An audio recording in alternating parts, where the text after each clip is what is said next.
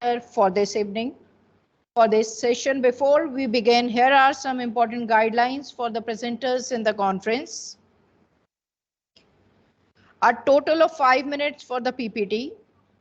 Presenters will get a buzzer after 4 minutes and also after completion of 5 minutes. Presenters will get a buzzer after 4 minutes, this I told. Now please keep your cell phones mute or switched off. This is a mandatory condition, right? Now allow me to announce the name of the person who is chairing this session. This session is chaired by Dr. Shelley, and now I'll read her brief profile. Dr. Shelley Sethi is Associate Professor at 𝓤𝓸𝓻𝓮 College, 𝓜𝓸𝓻𝓮 Ludhiana. Professor Shelley has 20 years of experience. She has edited 2 books and authored 1 reference book based on empirical research. Global Educational Research Association India has bestowed Best Educationist Award 2021 upon her for her innovative ideas of using dialogue approach in the classroom. She has received Best Paper Award in International Conference of IPDA in UK in the year 2019. She developed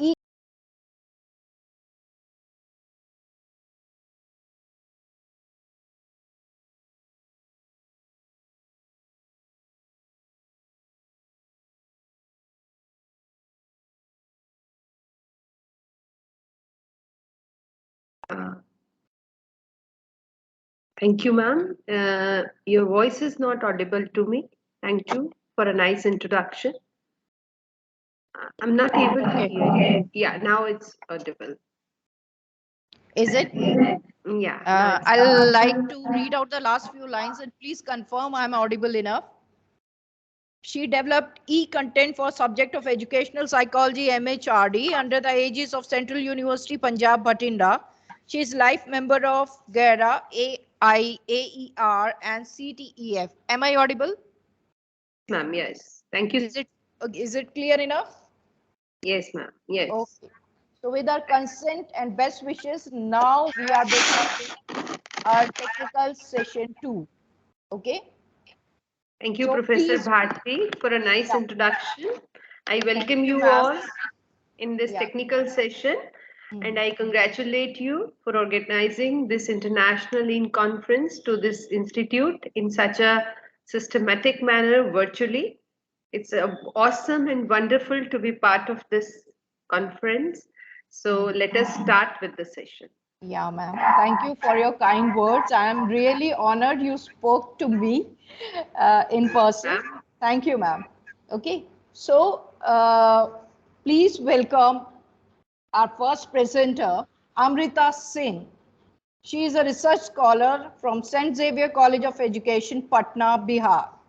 Her topic is developing online teaching skills for linguistic creativity and academic writing of learners.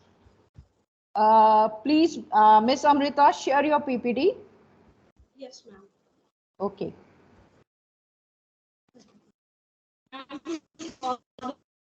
You all? Hello.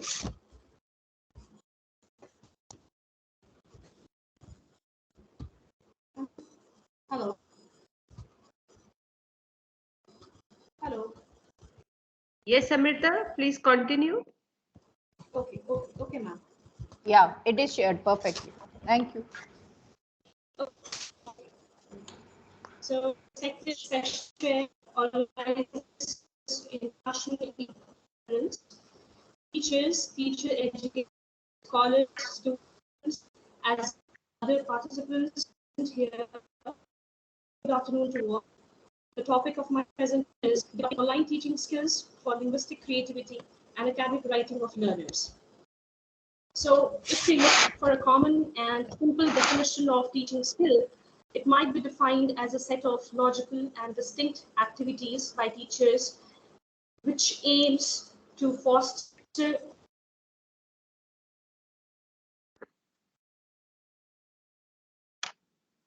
or improve student learning. Effect of lesson. Attainment of educational objectives depends on knowledge, decision-making, and action of teachers. So according to the study that was conducted by 𝓜𝓸𝓻𝓮, knowledge is concerned with teachers' knowledge regarding subject, learners, curriculum, teaching methods, and cognition about one's own teaching skills. And decision-making comprises of thought process involved by planning a lesson for accomplishing the instructional objectives or the intended learning goals. Lastly, action comprises of all the observable behaviors undertaken by teachers to foster student learning. So when we talk about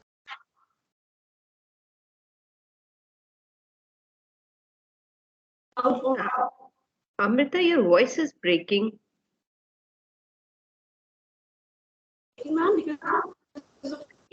Yeah, sometimes it is very clear. I think I have poor connectivity here. Is it clear, ma'am? Yeah, in between it is clear. Ma'am Bharti, are you there? Ma'am. Ma'am, kindly check the tell technical team to help her. Yeah, ma'am. I'll.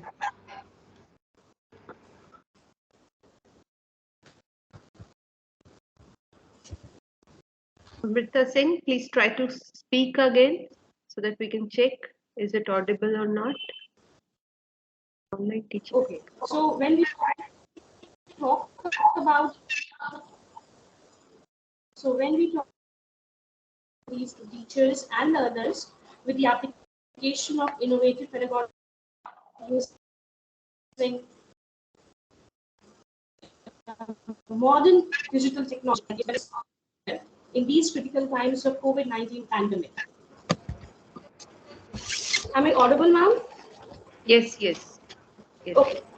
So online teaching, when accompanied by appropriate pedagogical practices, which can be well integrated with technology, make it easier for teaching online and technology enriched courses, and thus enhancing learning outcomes, provided that the curriculum and the course design align well with the technology.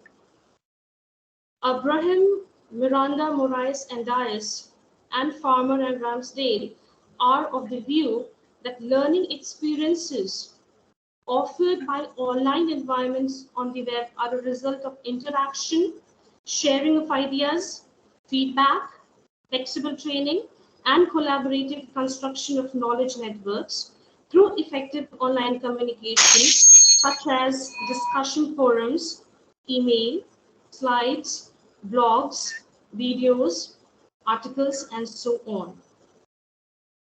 So when we talk about integrating technology into language teaching, specifically I'm stressing here the area of language teaching, it may result in enhanced learning experiences as digital platform being rich source of multimedia resources enable learners to access the target language. Freeman and Anderson and Kern opine that online programs like computer-assisted language learning aim to enhance language development through innovative communicative technologies like Web 2.0 tools with the purpose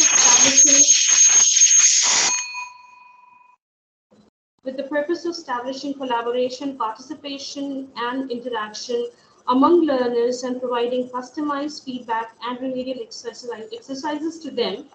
Now, Amrita, this has led to the... Read the... Amrita, okay. Excuse okay. me. Okay. There was a bell, so don't read the things, just give a gist. Okay, ma'am. So when we come to this, specifically when we talk about online teaching of linguistic creativity, linguistic creativity can be defined as the ability to produce innumerable set of sentences which the speaker or the hearer or the person has thinking must be taught and nurtured using creative pedagogy, encompassing a network of technological tools, devices, and techniques. Aljumat proposed that by using computer-based technology and tools, linguistic creativity of learners can be encouraged, or it can be improved through the use of display audio, video players, national language processor, speech synthesizer. Also, with the use of automated essay scoring, or you can call it as automated writing evaluation. These systems can help in improving the creative writing of the learners, because they even evaluate the content, style, and structure and quality of written task. Now, Vidya and Sultana, these scholars, they found that with the help of e-learning, is it time over now? Talk about the definitions. I think we need to come to the conclusions. That's the second warning bell. Okay. So come to the can conclusion. I just wrap up? Okay. Yeah, please So I will come to the conclusion that in the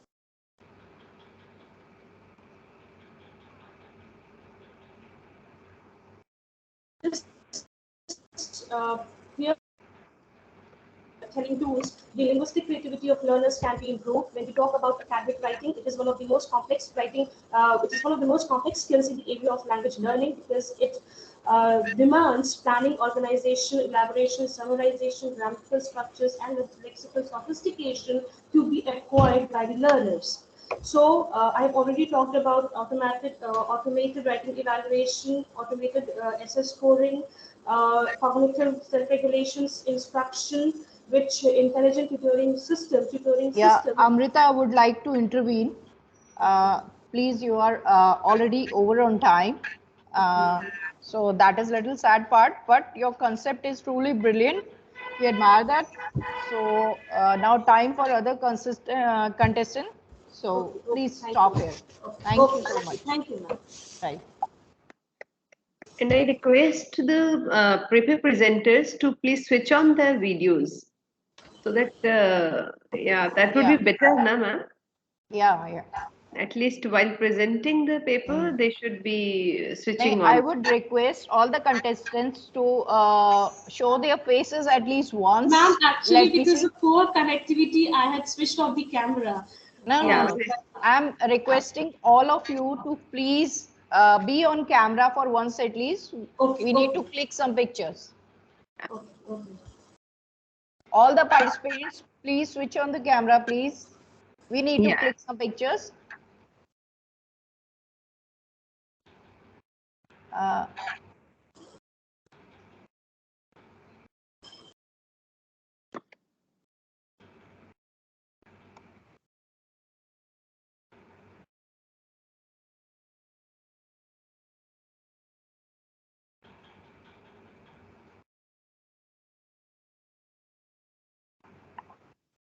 Okay, we can continue with the next PPT. Thank you, ma'am. So, yeah, thank you. I would request Ms. Harshita Panjani to carry on with the next PPT presentation. She's PhD scholar from MET Institute, MET University, Noida.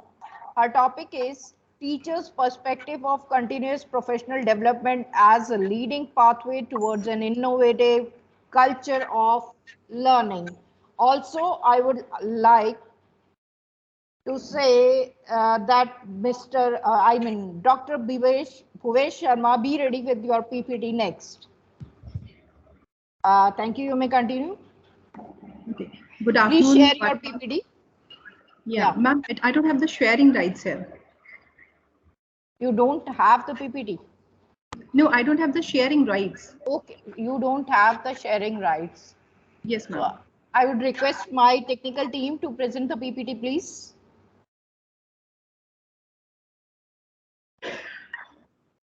Harshita ma'am, now you can share. Yes, yes. Thank you so much, ma'am.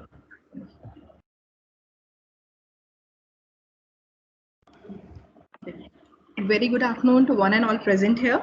Today, my topic is teachers' perspective of continuous professional development as a leading pathway towards an innovative culture of learning. When we talk about the innovative culture of learning, the culture of learning comes with less competitiveness among the students and the nature of collaboration and coordination among them. For this, the training of teachers and the support of teachers as a facilitator, guide, and philosopher for the students and for supporting them, scaffolding them in their work is very much required. So as per the mandates of NEP 2020, we have seen that continuous professional development has been made a plays a very significant role in developing the teacher's mindset regarding this thing.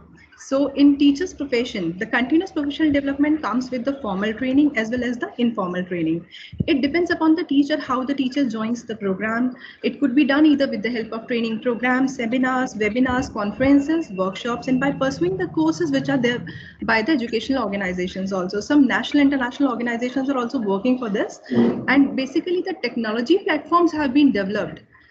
When we talk about Diksha, Nishtha is there, Swayam is there, Swayam portal is there, with the help of which the teachers can go for self-paced and self-directed learning.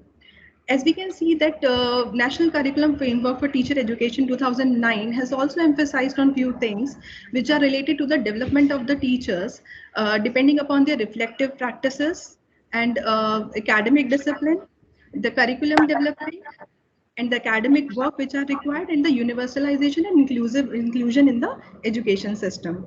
So these are some various things which have been recommended by the as objectives of NCF. And when we talk about the National Education Policy 2020, it has also emphasized and mandated some continuous professional development practices among teachers, in which 50 hours of training has been highlighted, which can be done with the help of the local, regional, state, international, national workshops, training sessions. As I'm also a part of those training sessions, the Center of Excellence is also organizing various sessions for the teachers, like we are just going for Google Certified Educator, Microsoft Innovative Educator, and various courses are there for the classroom management as well. And for the counseling sessions of the teacher, for happy hours, various things are there which have been implemented by CBSE and other national, international organizations. But still, here comes the part of teacher. The teacher has to be very much active throughout the session to just avail these opportunities and to make the teaching learning process more impactful. To mention few of them, I would like to mention the latest innovative pedagogies which are required to be implemented. As we can see, during the pandemic, we have also learned about various things. We have become very much techno-savvy. Now we can use various modes of learning, various strategies are there, methods are there. As we can see, the hybrid learning method, hybrid learning mode, flipped classrooms, so these are taking great effect now. And now we can see the outcomes also, the results also which are coming. But somehow in my research, I have just highlighted few things. I have just conducted a survey to know about the perspective of teachers about these technology platforms which have been developed and which has been utilized by the teachers to make the teaching learning process more impactful. Here I have highlighted some of the points, some of the sources which are related to the continuous professional development. Active involvement of the teachers, the educational programs and courses which are already there, which were there in the previous times also. But now the main thing to be highlighted here is the Swayam portal, Diksha portal, Nishtha portal, and CBSE portal, which is doing, which are doing a lot for the teachers to make them upgraded and enhance their knowledge, skills, and competence. So Ministry of Education and government has taken various initiatives. I have just taken one portal here, that is Diksha portal, which can be easily accessible by the teachers. Are my slides moving? Yes, yes. Yes, thank you so much. Okay, so the first one is competency-based education, in which 4 modules were there: understanding secondary stage learners, school-based assessments, which are formative, adaptive, and comprehensive assessments. Then ICT in teaching, learning, and assessment, and making the learning more experiential for the students. So the objectives of my study to get aware, to check the awareness about the continuous professional development practices among the secondary school teachers, the various platforms which are being used by them, and the effectiveness of these practices, and basically the implementation, how they are implementing it, and what kind of problems that they are facing while implementing the same, what benefits and effectiveness they have availed out of it, and to identify the difficulties. And last but not the least, I have just identified, analyzed the opinion also for the government and the private school teachers regarding the same thing. Then the methodology, here I have used a survey method, and I have taken a sample of around 80 teachers, 40 from the private and 40 from the government school teachers.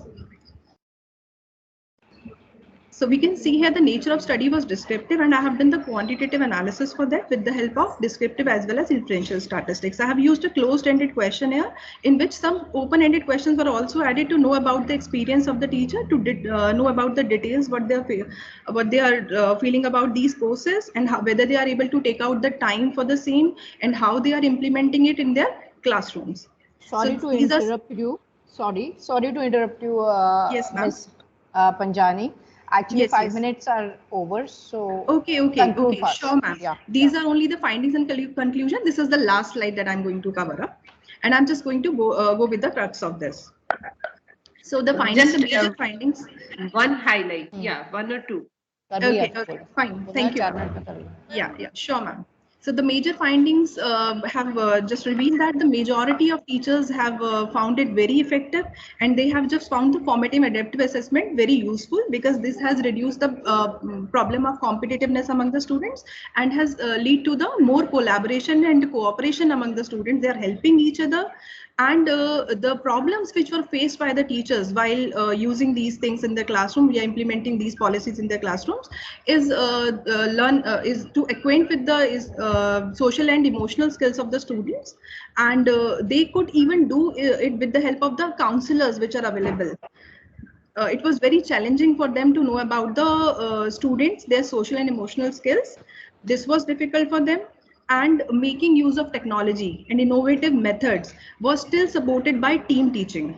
So this has been highlighted here, and we can find the high agreement between the government and the private school teachers in this concern, that they both think about their similarities there about their thinking in this concern. And what else is required to be done in this case is measures are required basically to make the teaching learning method more effective by making the teachers involved in such clarity of concepts, e-content development, because many teachers face the problem of development of e-content throughout this pandemic also. So they require some kind of sessions for that, and they need some practical sessions also, some hands-on practice, so that they can go for this and they can learn out of it.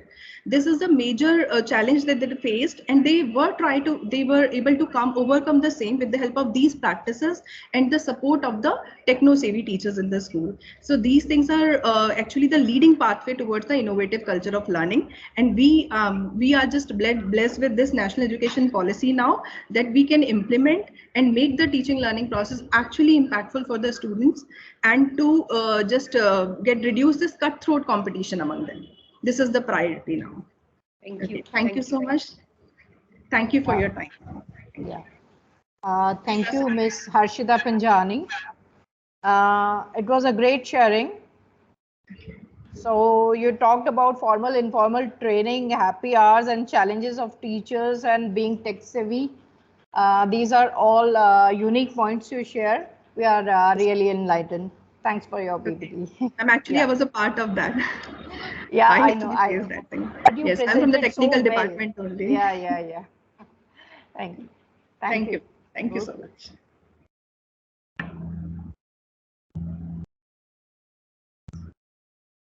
Yeah. Next. Next time call. Sonika Singh. Yeah. Not finding.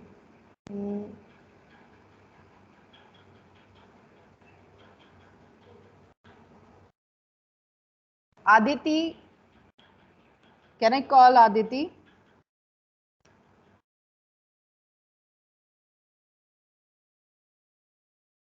Aditi.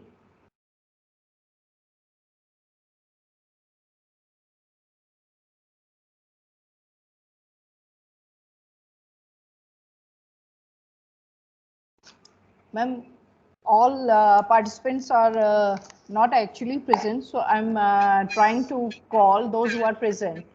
Sure, ma'am, sure. Okay. Yeah. I can see the Yeah. 11 participants, more than 11, I think. Yeah. Yes, ma'am. Ma'am. You can call 𝓜𝓸𝓻𝓮. Okay.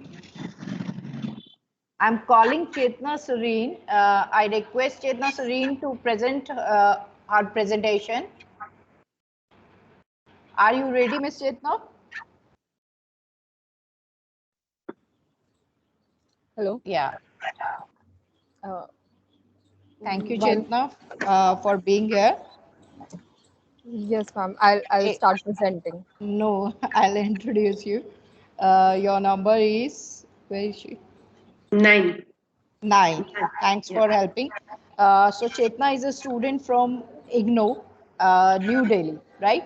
Her Yes. topic is India's education system and innovative pedagogy. Yes, ma'am. Okay. Uh, so we are waiting to hear from you. Okay, Okay, ma'am. share your PPT first. Yes, ma'am. Okay.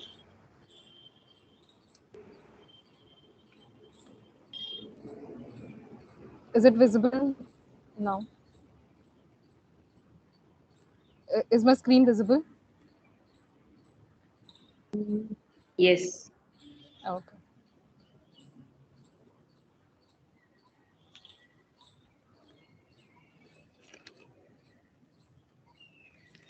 Okay. So, greetings of the day. This is our review article on India's education system and innovative pedagogies. And I will be this will be presented by me, 𝓜𝓸𝓻𝓮, who has done her master's from Banasthali Vidyapeeth, and my co-authors are Yogesh Kumar, who has also done his master's from IGNOU, and Rahul, who is doing his master's from IGNOU. So education has become as complex as its significance, and mostly so in developing countries as India, we making innovations in the field is the basic necessity over a choice. Introduction of policies like National Educational Policy and National Knowledge Commission and importance shed on the concepts of inclusive education, role of technology, and sustainable education also elicits the challenges faced in the field in terms of quality, funding, and assessment measurement, etc. In this review article, we will be throwing some light on various innovative pedagogies and the challenges faced in the field. This review article is important as it talks about one of the major sectors of India, that is the educational sector. And even though there are a lot of new innovations going on, but still there is a lot of work to do in order to be more efficient and effective with what resources we have right now. Education is the fundamental way, if not the only, to equip someone with basic skills and knowledge so that they can contribute to the society in terms of economic, personal, and social development. Indian education system was very popular in the ancient times, and it is still very popular. Few of the Indian educational institutions are among the best in the world. To strengthen the education system, as few areas that the government has been working on are the are the significance of education, that why education is important, why it can lead to increasing the quality of our life. When we are educated, we go for employment, after that we go for employment, and it can in the end lead to advancement of society and advancement of nation in economic and monetary terms. Then, like everything, everything has positive and negative sides to it. Education system also have some positive and negative sides. Education is a fundamental right following the constitution in article 21A, which was included in 2002. It provides free and compulsory education, which is provided to children from 6 to 14 years by the central and state government. Indian culture also focuses on 2 to 3 scholarship for the poor children, and in 2019 Indian government announced 50 million scholarship for girls and students from backward communities. It is also aiming at bridging the gap in gender education and empowering Indian women. Also, there are facilities like midday meals. Then there are some negative sides to it as well. For example, there are 12% of Indian students between the age group of 4 to 12 that suffer from some sort of psychiatric disorder. That tells us that there are a lack of counselors in schools, and we need counselors because when children are developing when in their developing ages, a counselor is required because they can help in their emotional needs as well. Adding to it, there are other challenges like the age-old examination system of India, the incongruence between the targets set by the government and the funding provided to them, the absence of children from the backward society in the system, and overall quality of education as compared to the rest of the world. Pedagogies. As we all know, pedagogies is a way of teaching students, whether it is theory or practice of educating. Indian government is working towards using new and creative methods the for imparting the te- for imparting a better education. For example, skill labs and the 5E system that is being used. So in the 5E system, the teacher first engage with the student, then the student tries to explore what the concept is all about. After that, the teacher explain, elaborates, and evaluates at the end evaluates where the students stand. It helps not only in making the student self-sufficient, but also in gaining a new perspective of things. In addition to that, national educational policy, which emphasizes on the shift from exam based on memory to abstract clarity, problem solving, etc., and the setting up of National Knowledge Commission, which is considered as a uh, think tank responsible to guide policies and direct reforms on certain areas, which include education. Other important concepts worth mentioning are role of technology, sustainable education, and inclusive education.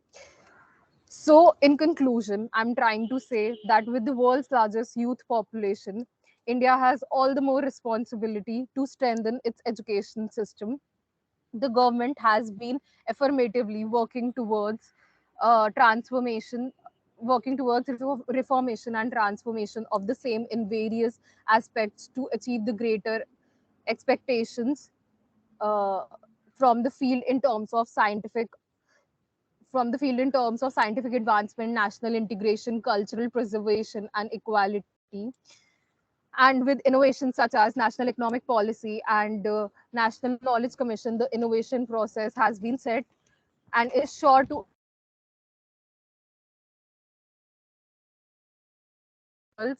top educational system and in the near future. So, because at the end of the day, we should teach our children how to think and not what to think. Thank you so much. Yes, nice sharing. What I'll call you take note of the difficulties and provided the solution of the same in education system. So that was a greater highlight of your PPT. Chetna, effort was really genuine and nice. Thank you. Now, yeah, sure. Now I would like to call Megha Sharma. Is Megha Sharma ready to present her PPT?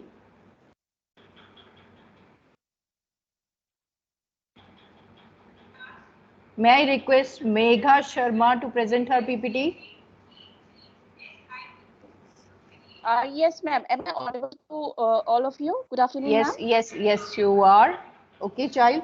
May I introduce her? Megha Sharma is a student of Institute of Professional Excellence and Management, IPEM, Ghaziabad, Uttar Pradesh. Welcome, Megha. So share your PPT now. And there is some network, so I need to just stop the video so that I can just share. Yes, child. What? Moment, Ma'am, actually there is some network issues. If I'll just keep, switch on my video, and also if I'll share my PPT, so there will be some network glitch. So I need to just, switch off my video so that I can share my PPT smoothly. So I'm just sharing my PPT. Okay. We are waiting. Okay, that's perfectly fine. Thank you so much. And I'm sorry, ma'am, I'm just sharing from my phone because I am outside somewhere. So I hope it works.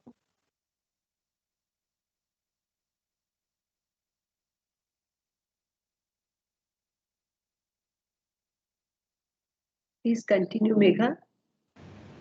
No problem, Megha. I am sharing your PPT. You can proceed. All right. Is it being shared from your end or from my end? I mean, because I have also tried to share it. I think technical team is. Yes, ma'am. I am sharing Megha's PPT. Thank you, ma'am.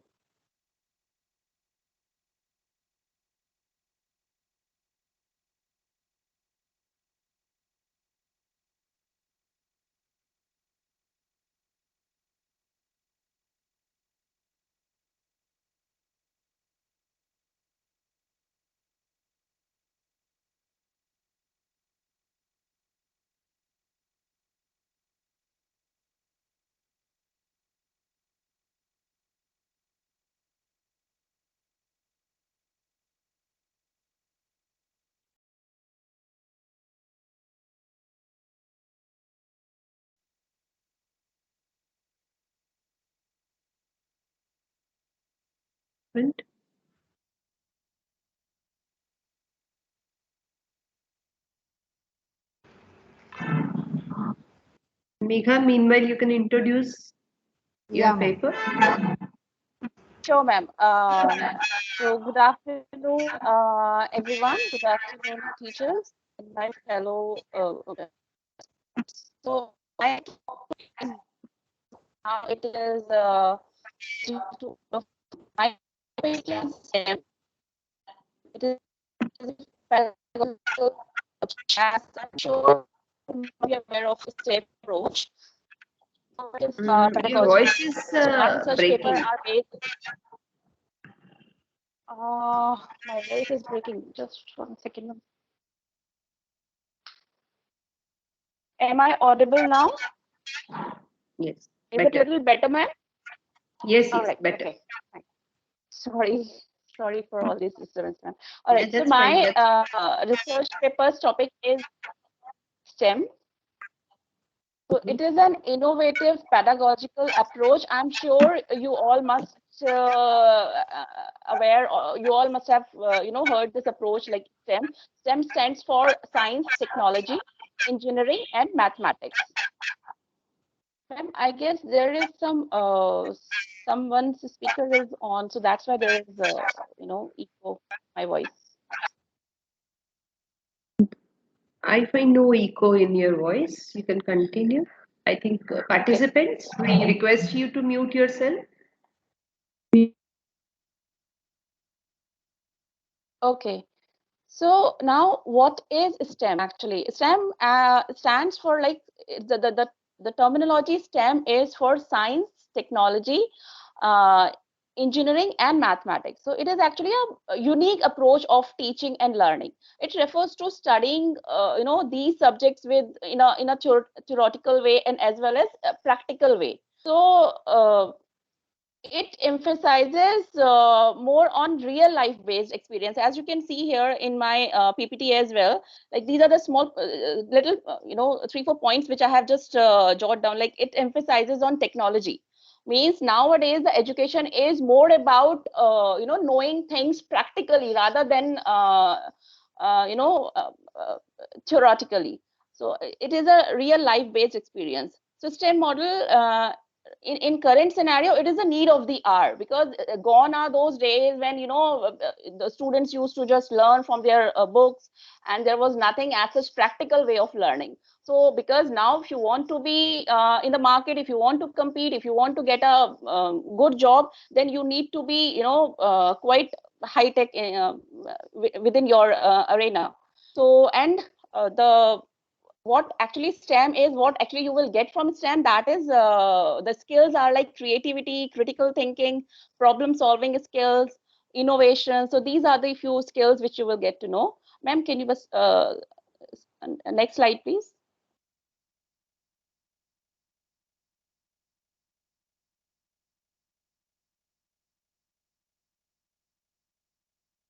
Okay, yeah. So why is STEM important in school curriculum? As I said earlier, that now is the time when students need to know, practically, wants to do something from their own hand with their own experiences. So that is the reason why STEM is is quite important in school curriculum. So in current scenario, if we'll talk about like the jobs, then the jobs are definitely in technology, in automobiles, in if you talk about research and development. So these are the areas where you will get quite good jobs. So almost 75% of the total jobs in such industries need STEM graduates. So there is a demand of STEM graduates. So that is the one of the many reasons why the STEM education is important in school curriculum. All right, and also it motivates innovators, means because it emphasizes it actually forces students to think beyond the horizon. So that is why it comes up, the students comes up with innovations of their own. So so this is all about why STEM is important in school curriculum. Ma'am, next slide, please. So these are the importance of STEM education. As you can see, there are a few points again which I have just written over here. Like vocational training means that the skill which talks about practical way of learning, like whatever you are doing, whatever you are learning, at the end of that you are going to get a job based on your skill.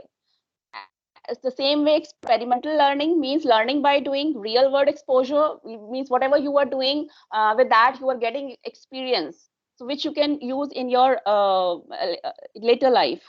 And better networking opportunities, more professional demands. As I said earlier, again, like in the future, the future is all about STEM, means advanced technology, artificial intelligence and all. So these are the important points of STEM education. Ma'am, next point, please. Next slide. All right. So now here, as you can see over here, I have just taken a graph. In this way, I just try to show you all that what actually is the current scenario of students. I mean, how many students are actually pursuing STEM education. So if you see that STEM interested student in 10th are higher, then this percentage is going slightly decreasing. This percentage is slightly decreasing. Like in 10th, it was higher, then in 12th, it came little down. So similar, in the same way, in the same pattern, it comes to quite in a lesser number when when we talk about the students who are doing masters in STEM.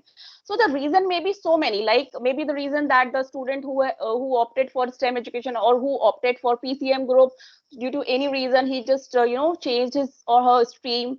So there may be so many reasons for that. But the ratio is definitely slightly decreasing, in a decreasing order. And it is not just about India, it is about globally, that the students initially they have so much interest, like what is there in robotics, I'm going to learn something new in robotics, or okay, let's try something new in any other technology. But when it comes to in higher grades, in higher standards, maybe there is some extra pressure of academics.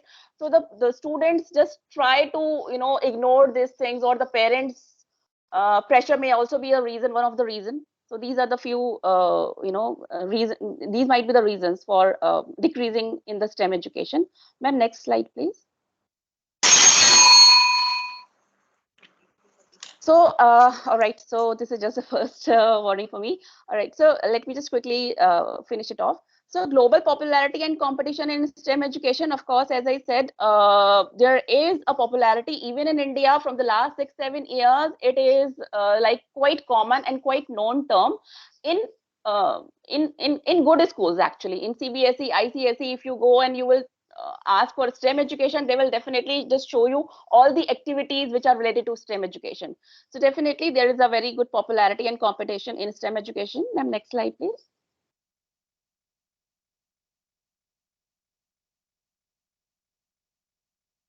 So STEM education, as I said, it is increasing. It is, though if we compare India with other countries like Australia, Singapore, where it is like quite common, still it is in a we can say in a puberty age where where the STEM education is still growing in India. I just want to show you a case study, ma'am. Can you please come to the next slide?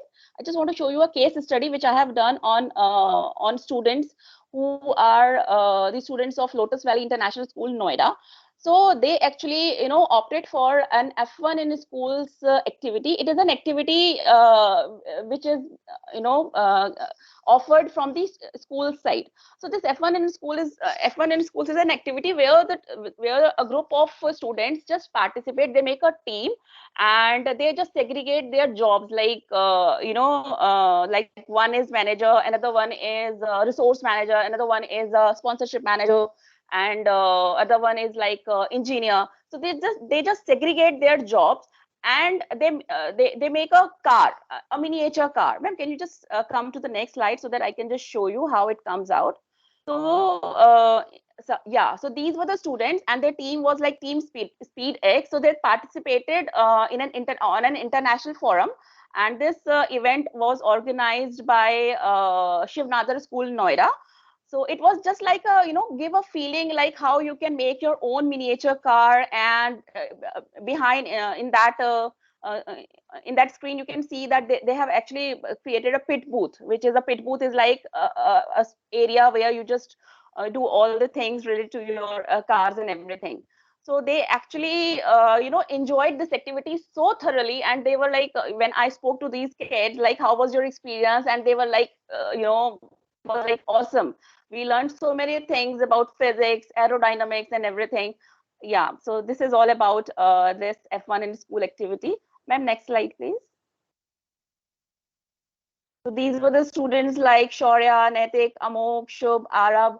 They all are the students of Lotus Valley International School. Their designations were like team leader, manufacturing engineer. These like totally to give a a professional environment to these kids.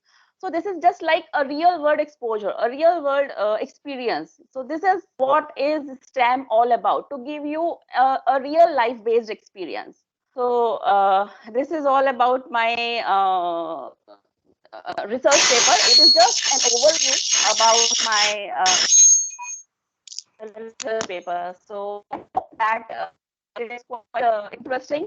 I know time was quite short, but in the last, I just want to end my this topic with just one line, that it is not just possible from the school ends to just motivate kids to just participate in these kind of activities. It is a responsibility of parents also forward, and not just about pressurize your kids for academics to just study like vertical.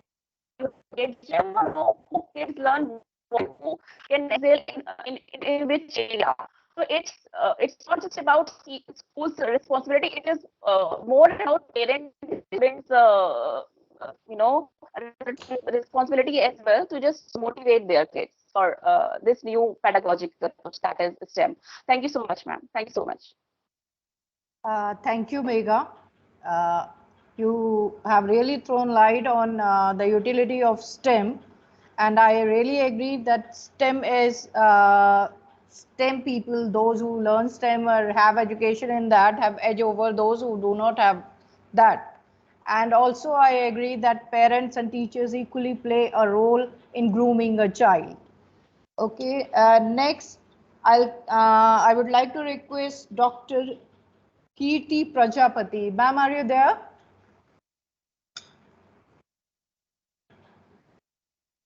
Yeah. Nice to meet you, ma'am. Dr. Kirti Prajapati is Assistant Professor MJP 𝓜𝓸𝓻𝓮 University, Bareilly, Uttar Pradesh. And her topic is Digital Responsibility of Teachers in the Era of Digital Citizenship. Indeed, a very unique topic. Welcome, ma'am. Thank you, ma'am. Thank you for introducing me. Very good afternoon to everyone present here. May I please request the organizers to show my presentation? Sure, ma'am. Our technical team will look into it.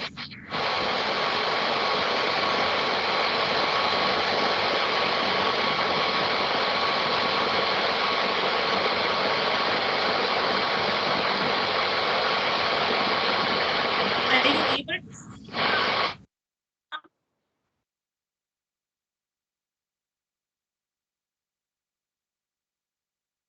Hello? They are sharing your screen. They are sharing the screen, yes.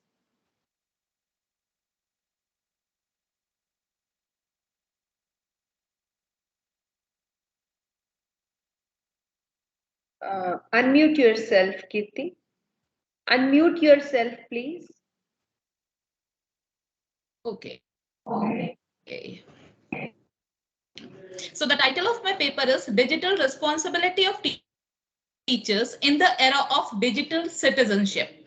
My co-author is Mr. Vimal Kumar, who is Assistant Professor with me in the Department of B.Ed MIT, 𝓜𝓸𝓻𝓮 University. Next slide, please.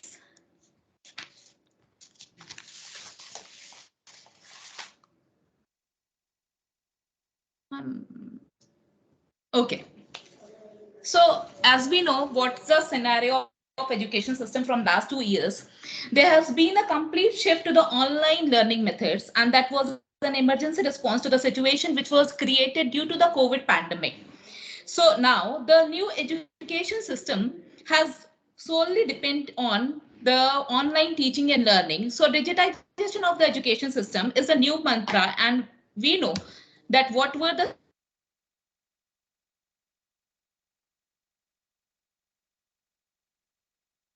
offline to online.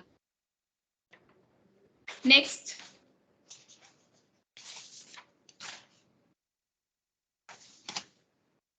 Okay. So as we know that there has been a very huge shift and everything has gone digitized.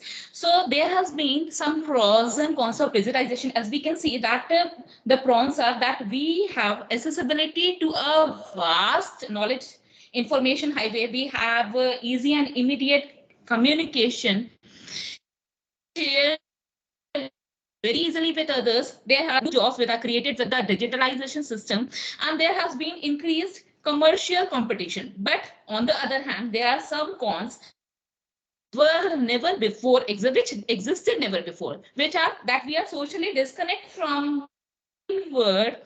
Has been increased crime and terrorism. Even there are hate sites on the internet. We have been addicted to the internet and the online system. There we have been over relied on the gadgets. There are fake persons on the online platform. There are even human auction sites, and we have the issues of data security and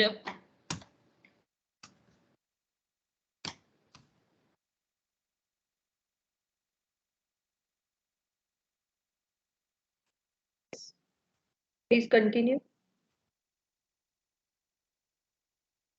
Yes, please continue. Ma'am. What happened?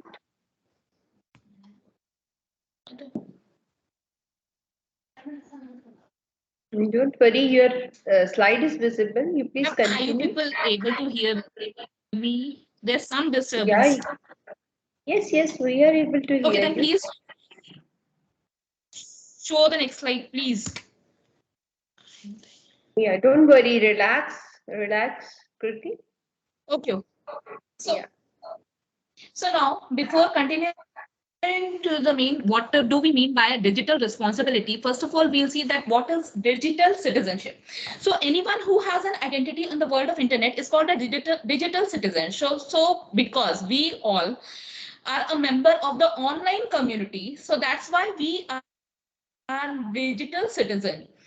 So what are the elements of digital citizenship? Digital citizenship, according to a definition given by Rubik in 2015, it is called that digital citizenship has digital etiquettes, digital communication, we have digital literacy, digital access, digital commerce, digital law and responsibilities, digital right and responsibilities, digital security, and digital wealth and health and wellness. These are the elements of digital citizenship. So when we have the digital citizenship, we have already these elements that we have some rules and regulations to follow on the digital community, and we follow when we are the digital citizens. Next slide, please.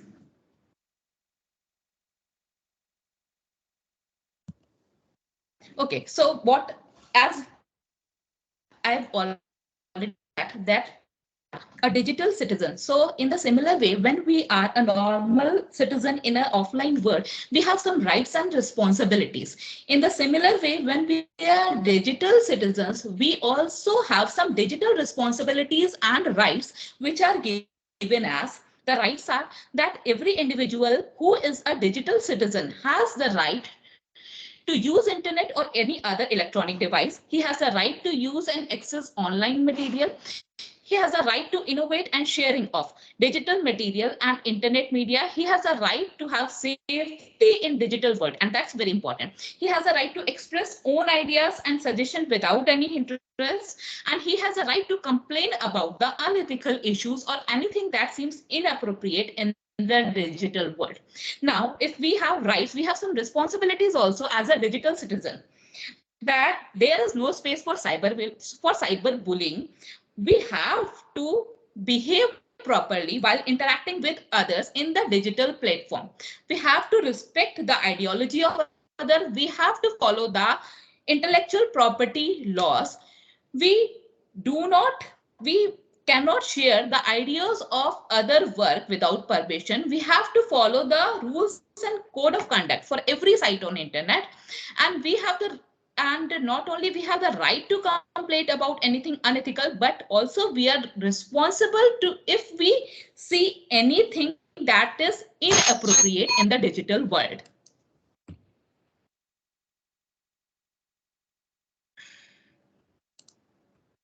So why teaching digital citizenship is important? As we all know that the students have been shifted to the online platform. So if we see the data which is given by NCRB, National Crime Report Bureau, we see that already 2019 में जो data था हमारा cyber crime का children के against में, वो 2020 में सीधा 400% इंक्रीज हो गया. एक और रिपोर्ट है जो कि क्राई की सीईओ ने बताई है कि जैसे जैसे स्टूडेंट ने अपना टाइम इंटरनेट पर ज्यादा बिताना शुरू किया, उनके साथ जो भी ऑनलाइन क्राइम होते थे वो बहुत ज्यादा बढ़ गए. और इसीलिए जरूरी है कि एज अ टीचर, क्योंकि सारे स्टूडेंट अब डिजिटल सिटीजन बन गए हैं, तो हमें उनको ये बताना जरूरी हो कि डिजिटल सिटीजनशिप के की एलिमेंट्स होते क्या है. ये एज अ टीचर हमको पता होने चाहिए, और टीचर का इंपॉर्टेंट रोल है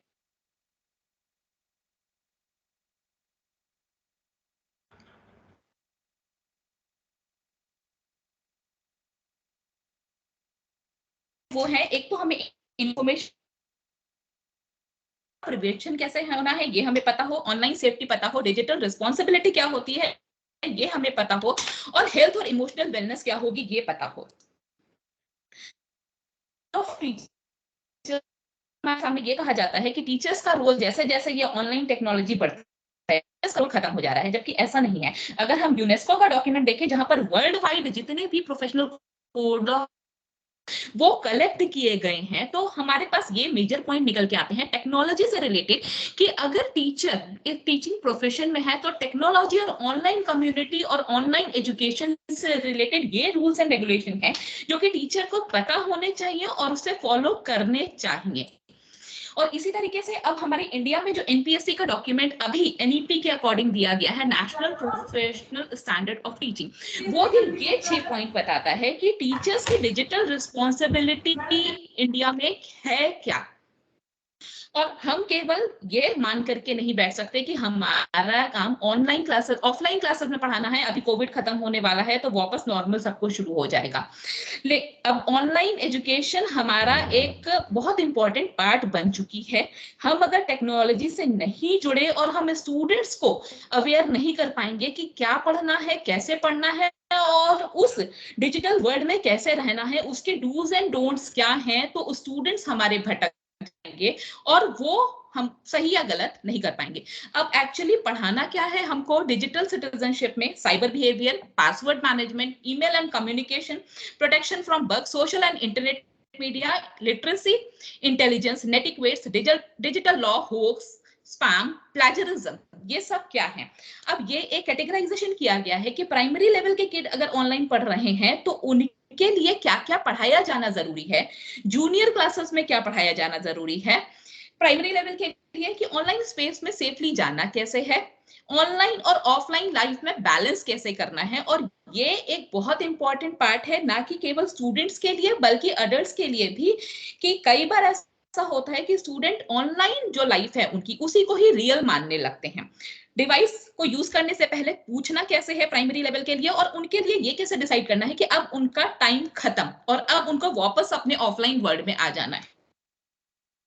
जूनियर क्लास की डिजिटल सिटीजनशिप होती क्या है, डिजिटल वर्ल्ड में प्रॉपरली बिहेव करने का मतलब क्या होता है कि, और एक और चीज जो जूनियर क्लासेस में बच्चों को सोचना चाहिए कि हाँ आइडेंटिटी आखिर है क्या, और इससे दूसरे हमारे बारे में क्या इमेज बना रहे हैं, हमें दूसरों के साथ सेफ कनेक्शन कैसे एस्टैब्लिश कर रहे हैं, ऑनलाइन और ऑफलाइन टाइम का मैनेजमेंट और बैलेंस कैसे करना है, और कैसे करना है कि टेक्नोलॉजी से हम सेफ रहें।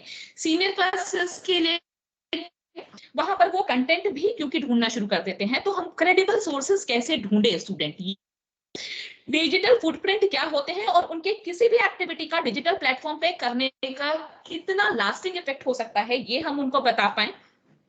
उसके बाद में हम ये बता पाए कि बुलिंग और हेट स्पीचेस क्या होती हैं और इनका रियल वर्ल्ड पर आफ्टर इफेक्ट जो होता है और हमारी पर्सनल लाइफ पर जो इफेक्ट होता है वो क्या होता है। और फिर उसके बाद में और भी कई चीजें हैं जो कि हमको स्टूडेंट्स को बतानी है कि जैसे हम ऑफलाइन वर्ल्ड में रहते हैं सेम उसी तरीके से हमें ऑनलाइन वर्ल्ड में भी रहना है। हमें अपनी पर्सनल इंफॉर्मेशन शेयर नहीं करनी है और हमें कभी भी ये नहीं सोचना है कि अगर हम अपना नाम नहीं बता रहे हैं तो हम हर चीज से बच गए और हमको कोई पहचान नहीं रहा है। और इसके अलावा एक और जो रिस्पॉन्सिबिलिटी है कि हमें नॉलेज शेयरिंग है वो भी हमको सिखानी है। अब कुछ हमने रिस्पॉन्सिबिलिटीज करना चाहते हैं क्लासरूम में, तो वो कौन सी स्ट्रैटेजीज हो सकती है जिनको कि एक टीचर स्टूडेंट के साथ प्रैक्टिस कर सकता है।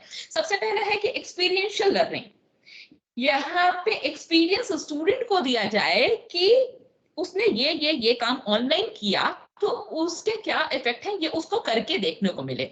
और इसके अलावा रियल लाइफ स्टोरीज, कहाँ पर क्या किया गया तो उसका इम्पैक्ट क्या हुआ ये क्लासरूम में डिस्कस किया जाए। ऑथेंटिसिटी सीनियर क्लासेस के लिए जैसे हमने बात करी, इंटरनेट पर तो सोर्सेस अवेलेबल है और बहुत सारे अवेलेबल हैं, तो हमें क्लासरूम में उनको ढूंढ के दिखाना पड़ेगा कि आखिर ऑथेंटिक सोर्सेस हमको कैसे ढूंढने हैं, या हम उनको बोले कि वो ढूंढ करके लाएं और फिर हम उसमें से ऑथेंटिसिटी उनको बताएं कि आखिर कैसे देखी जाती है। फिर उसके बाद में एक और इम्पोर्टेंट चीज कि साइबर एथिक्स होते क्या है ये हर एक स्टूडेंट को पता होने चाहिए। तो एज अ टीचर हम सारे लोग ये रिस्पॉन्सिबिलिटी बेयर करने के लिए तैयार हों। इसके लिए कुछ ऐसे रिसोर्सेज ऑलरेडी अवेलेबल हैं जिनको कि हम देख करके कि ऑनलाइन ये डिजिटल रिस्पॉन्सिबिलिटी का, डिजिटल अवेयरनेस का, डिजिटल सिटीजनशिप को डेवलप करने के लिए क्या करिकुलम होना चाहिए। तो उसके कुछ सोर्सेज जो ऑलरेडी अवेलेबल हैं, एक कोर्स है be internet awesome by Google, Microsoft ने भी कोर्स दे रखा है और भी कुछ लोग हैं जिन्होंने ऑलरेडी ये कोर्स तैयार कर रखा है। अब अगर पेपर को कंक्लूड करने की बात करें तो हम ऑलरेडी ये जानते हैं कि डिजिटल सिटीजनशिप को हम डिनाई नहीं कर सकते हैं। हम एक नए वर्ल्ड में आ गए हैं और हमारी रिस्पॉन्सिबिलिटीज अब ऑनलाइन एजुकेशन आने से कम नहीं हो गई है, ये बढ़ गई है। तो एज अ टीचर हमें पता होना चाहिए कि डिजिटल रिस्पॉन्सिबिलिटीज हमारी क्या होती हैं और उनको डेवलप किया जाना कितना ज्यादा जरूरी है. Thank you ma'am.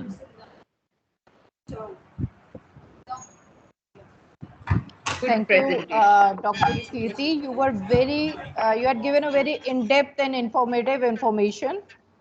I was trying to note down the key points, but it was so vast that I hardly took 2-3 points that I'm sharing. And I really like you talked of cybercrime that has increased. So it's a point to note. And also, I find a point very nice, close to my heart, that nothing can replace a teacher, though we are so advanced in technology. And digital responsibility you talked about, everything was so unique. Yes. I just wanted your PPT to run for at least 2 hours and I can listen. I really liked it. What do you say, Shelly ma'am? Ma'am, many more Yes, details are given. Yes, I in the really paper. liked Thank the you, ma'am. presentation. Yeah, It was yeah. very unique concept and very beautifully Very presented. informative also. And she I was thought totally Thank full you. of energy. The whole time she was full of energy. Yeah, That part she was was really very, wonderful. very involved with the concept. I Yeah, agree, ma'am. yeah. Yeah. Just Thanks, totally thanks a into the lot, ma'am. Thanks so a lot. Wonderful PPT. Thank you, ma'am. Now our next presenter is Vandana Varun Kaushik. Yes, ma'am. Vandana Varun, are you there? Yes, ma'am. Just mute yourself for a second. So Vandana Varun is a student in Inmantic Institution, Ghaziabad, Uttar Pradesh. Her topic is the influence of COVID-19 on digital literacy. So, child, you may proceed. Please share your PPT. Please share your PPT, Vandana. Ma'am, I have already given them. Okay, then our technical team will assist you. Okay. There is an echo on the side of Vandana. Have she joined from 2 devices?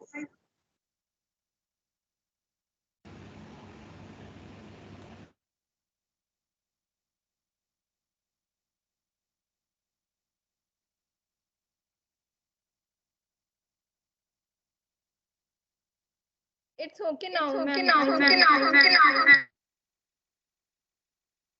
Vandana, maybe you have joined from 2 devices. So please mute your one device or leave from one device. Yes, ma'am.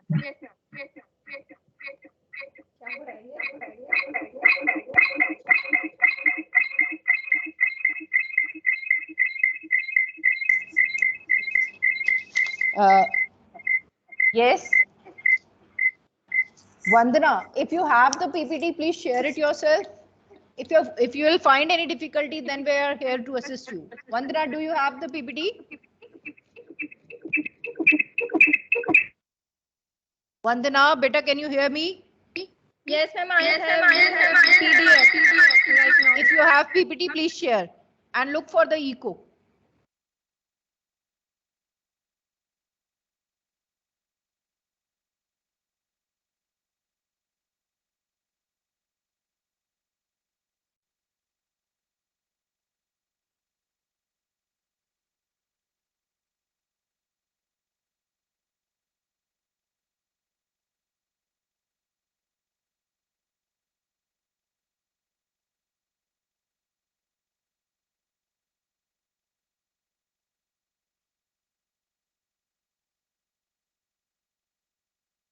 I think it's okay now, ma'am.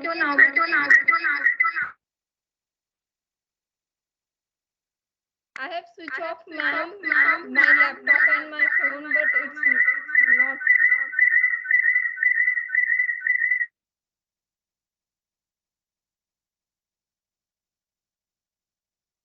Hello.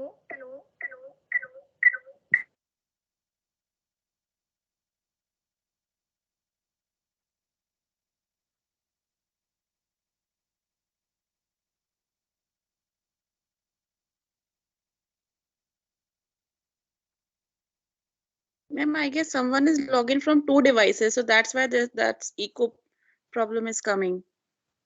Vandana herself has joined, I think.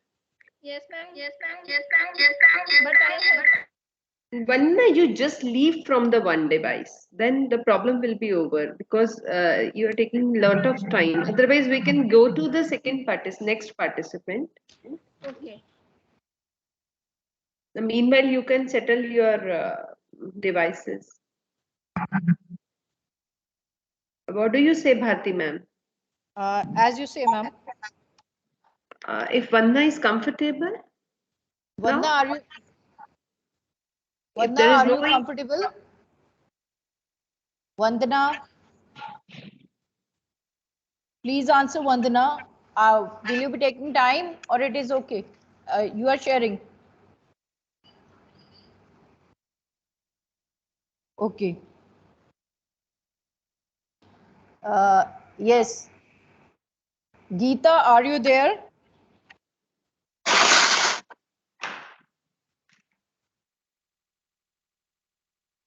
Geeta, are you there?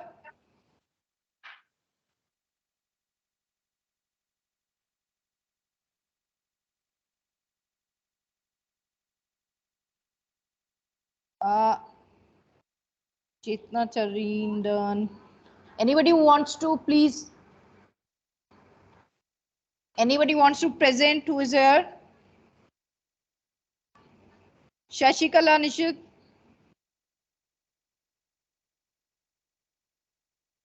announce Priya the Rastogi. Yes, Priya announce the name. Rastogi. Yeah, ma'am. Priya Rastogi. Yes, ma'am. Can you present? Yes, ma'am. Yes. Okay. Now open your camera. Let me see.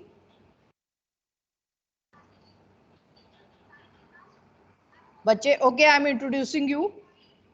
Priya Rastogi, B.Ed student, first year, Institute of Professional Excellence and Management, IPEM in short, Ghaziabad, Uttar Pradesh. Our topic is effect of COVID-19 on school teachers' mental health. Priya, are you ready with the PPT? Yes, ma'am. Wait a minute. Please share.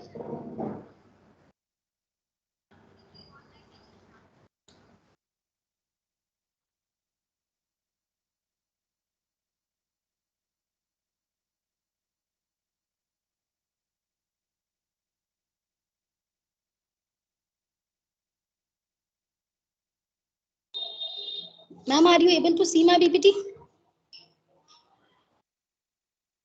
Yes, Priya.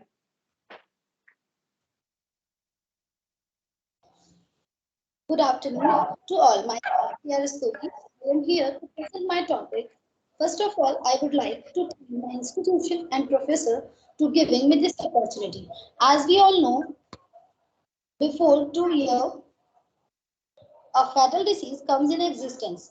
This take up our life and more effect on education system. And teacher is an important part of education. So that's why I am taking this topic, effect of COVID-19 on school teachers' mental health. And these are the objectives to understand the mental health of teacher, to identify change occurs in everyone's life, to identify how much teacher mental health affect during COVID-19. My methodology in this work is I perform a survey in which I am prepare a questionnaire with rating scale. This is based on factor affecting mental health.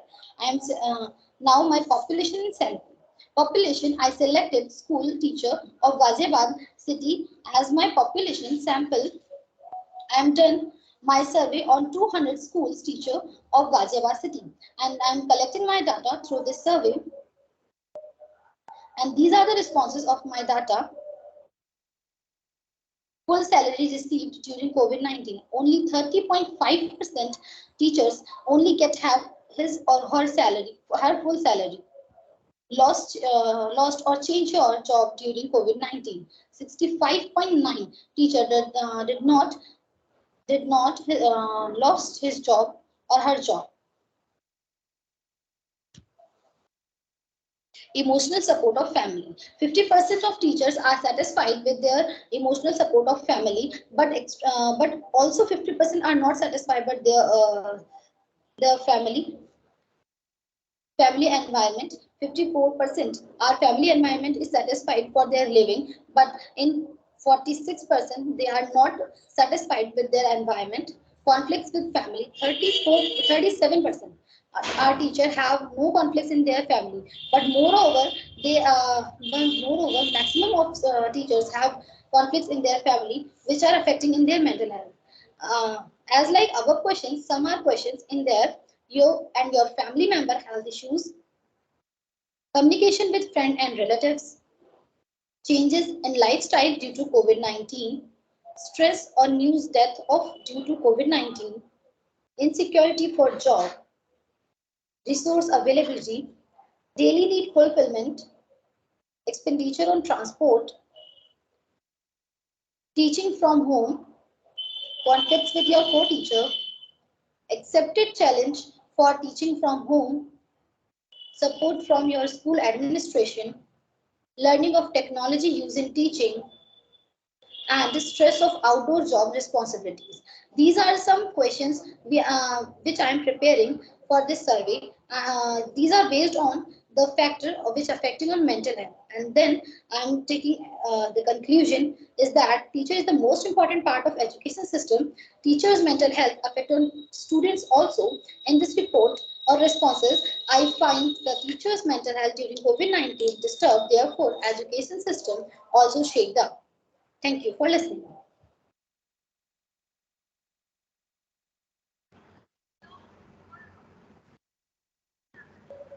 Thank you.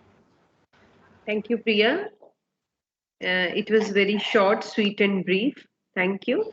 Really, teachers faced many problems. There were challenges, and there was dire need of the family to cooperate, which I think female teachers must have faced this challenge, that there was less cooperation from the family, or there were challenges to make a balance. Work from home was first of its kind in this era we experienced. Thank you so much. Yes, next, please. Thank you, Shelly ma'am. Uh, your words were exact, and I just have no words to extend it further. Now I ask Dr. Bhuvesh Sharma. Sir, I request you to present your PPT. So I'm introducing him. Dr. Bhuvesh Sharma is Assistant Professor, Faculty of Education, Swami Vivekanand Subba Bharati University, Meerut, UP. His topic is, sir, are you there? Dr. Bhuvesh, are you there? He was there, ma'am. He Yeah, even I just switched saw his him. phone. Okay, Yeah, okay. yeah. Yes, ma'am. Yes, ma'am, I'm here. Dr. Bhuvesh. Dr. Bhuvanesh Sharma. Yeah. I am Dr. Bhuvanesh Sharma. Okay, okay. Yes, Dr. ma'am. Bhuvanesh, May I right. start? Yeah, ma'am. Okay, ma'am. May I tell your topic? Yeah, her topic is Yes, the ma'am. impact of computer technology on the academic achieving of high school students of Ghaziabad region. Ma'am, please begin. Yes, ma'am. Thank you so much, ma'am. Thank you, ma'am. First of all, I would like to say Jai Hind to the all organizers team, and very well thank you for me to provide the opportunity to express my views on impact of computer technology on academic achievement of high school students of Ghaziabad region. Before begin, I would like to. Sorry, Dr. Sharma, there's little disturbance Yes. on your background, in your background. Kindly check this. Fan is opening. Just phone, nothing is there. Only the fan is. Okay. Yes, only the fan is there. Yeah, just slow down. May I proceed now? Just slow down May the I fan. proceed now? Yeah, please. Okay, ma'am. Yeah, just slow down the Okay. fan. You can. Ma'am, you Okay, can ma'am. put on earphones also. Yes, I have put in. Okay. I have now, already. now Okay. it is. Yes. Now it is. Okay. Thank you, Yes. ma'am. Now the voice is audible. Now Clear. it's audible to you. Yes. Please continue. Please continue. Okay, ma'am. Okay, ma'am. Computer technology has become a very young science today, and though it has its origin in the middle of 20th century. For this reason, the study on computer technology is of more importance. That is why this study is an activity that receives so scant attention. The real life situation is changed somehow by technological advancement in every walk of life. In the same way, its impact is seen in every literal system in progress. For this reason, the researcher decided to study the impact of computer technology on the academic achievement of high school students of Ghaziabad region. Now, next is the computer technology. Next is, my PPT is not going on. Yes, the goal and objective of education are changed according to the need and demand of the progress of the technology. Through this study, the main objective of the researcher is to find out. The objective of study is only to make familiar the students with the use of computer technology and to inculcate their caliber, to find out more secure jobs. On the other hand, to find out faculty members more ways to enrich teaching learning methodology. Computer technology now has become an integral part of the society. In fact, many students use them. Excuse me, ma'am. Yes. Sorry Yes, to ma'am. interrupt. आपकी PPT share नहीं हुई है. Can you share your PPT? PPT I have sent you already, ma'am. But if there is any, if you can share it, if it has with you, please share it.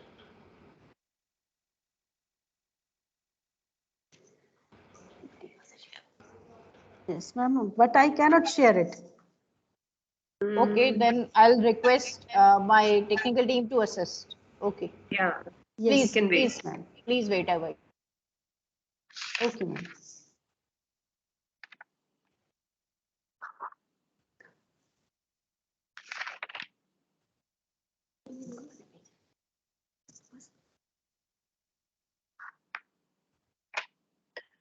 So, Pratibha Yes, ma'am. Bhuvnesh ma'am. Yeah, ma'am. Due to have a technical glitch, we can't share the PPT. Now you may continue, please. So, by what time we are supposed to finish this session? Able now? Yeah. Yes. Ma'am, 1:30 to 2. Yes, ma'am. Okay, fine, fine. So please continue. Okay, ma'am. So Dr. to cope up the balance between the excuse me, ma'am. Let education. me correct Yes, by ma'am. 3:30. Yes, ma'am. Sorry. Sorry, I'm Pratibha not ma'am. saying anything. From 1:30 to 2, we are supposed to finish this. No, ma'am. It's a one single session. Overall, we'll be finishing by 3:30. Okay, 3:30. Oh, yeah. Fine. Okay, Bhuvnesh ma'am, please continue. Yes, ma'am. So the typical terms are computer technology. It meant that it includes the academic use of computer sets on computer. For example, CPU, storage devices, input, output, and common input and output devices. And from academic achievement, I mean that academic achievement is said to be the extent to which a student has attained their short-term or long-term goals. Now the objectives of the study, the main objective of the study are the following. Number one, to study the academic achievement of the students of high school group, computer technology belonging to government and private schools. And second is the study of academic achievement of students of low group computer technology belonging to government and private schools. And the third one is compare the academic achievement of boys and girls of high group of computer technology belonging to government and private schools. And the fourth one is to compare the academic achievement of boys and girls of low group of computer technology belonging to government and private schools.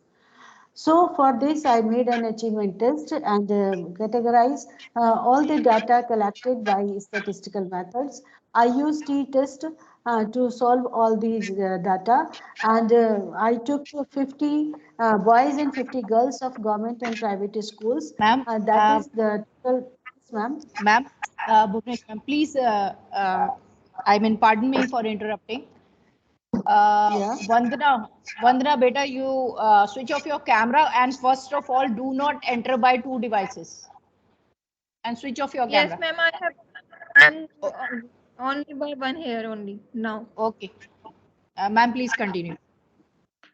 Okay, ma'am. So to test the first objective, I made a table here showing the number of participants. The mean of boys of government school is 68.4 and SD is 7.74, and the T value of both the groups, government and private colleges, 50-50 boys and girls. The T value is 5.41, and this is not significant as the degree of freedom is 98, table value is at 0.50 level 1.98, and table value at 0.10 level is 2.63. So the analysis of academic achievement of boys of low group of belonging to government and private schools are 68.40 and 53.07 respectively. So their difference is 15.33 and our calculated T value is 5.41, is much greater than the table value is 1.98. That is our table value is 2.63. So the obtained T value is significant at both the levels, and we may say that there is a significant difference in between the means of the two groups, and that is not alike. So it means that some extent the knowledge of computer leaves an impact on academic achievement of the boys and girls of the private schools.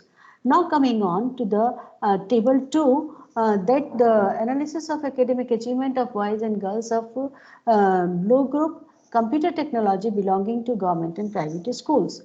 Here is also the N is 50-50 for boys and girls, and mean is 67.39 and 64.69, and the SD is 14.72 and 10.63. So I calculate the value of both the groups, and it was 1.05, and that shows the significant level. So the interpretation goes that analysis of academic achievement of boys and girls of high group of computer technology belonging to government and private schools is 68.39 and 64.69. The difference is 2.7. So the calculated T value is 2.21, slight higher than the table value 1.98 at 0.05 level and lower at 0.10 level, and that is 2.63. Therefore, this obtained T value is significant at both the levels and of significance. So it may be concluded that due to type 1 or type 2 error, and it may mean that there will be a minor impact upon boys and girls of high group of computer technology belonging to government and private schools. Now coming on to the third table, that is the analysis of academic achievement of boys and girls of low group computer technology belonging to government and private schools. The same case, 50-50 boys and girls there were, and the mean and SD is 54.39 and 64.69, and SD is 11.72 and 13.83, and the calculated P value is 3.29. So that shows the significant level. In that same manner, the interpretation is that the analysis of academic achievement of boys and girls of low group of computer technology belonging to government and private schools is 54.39 and 64.69 respectively. So their difference is 10.30, and our calculated T value is 3.29. It is higher than the table value, is 1.98 at 0.5 level and 2.63 at 1.10 level. Therefore, this obtained T value is significant at 0.05 level and 0.01 level of significance. So it means that there will be no impact upon boys and girls of low group of computer technology belonging to government and private schools. So the conclusion of this research is here, that from above values of standard deviation shown in the above tables, it is clear that the variability in the mark of academic achievement of private schools of girls is more than the boys of private schools. Secondly, it also can be concluded that there is a significant difference in the academic achievement of boys and girls of high group of computer technology belonging to private schools. Now, the third is also concluded that academic achievement of private school girls is more than the academic achievement of private schools boys of high group of computer technology. So this was the whole study of academic achievement of high school boys and girls of Ghaziabad region. So it may be suggested that for similar studies can be conducted in different cities in India. The study should be replicated on a large sample, different grades and age groups in order to generalize the results, and the number of variables should be increased to cover some other areas of computer literacy also.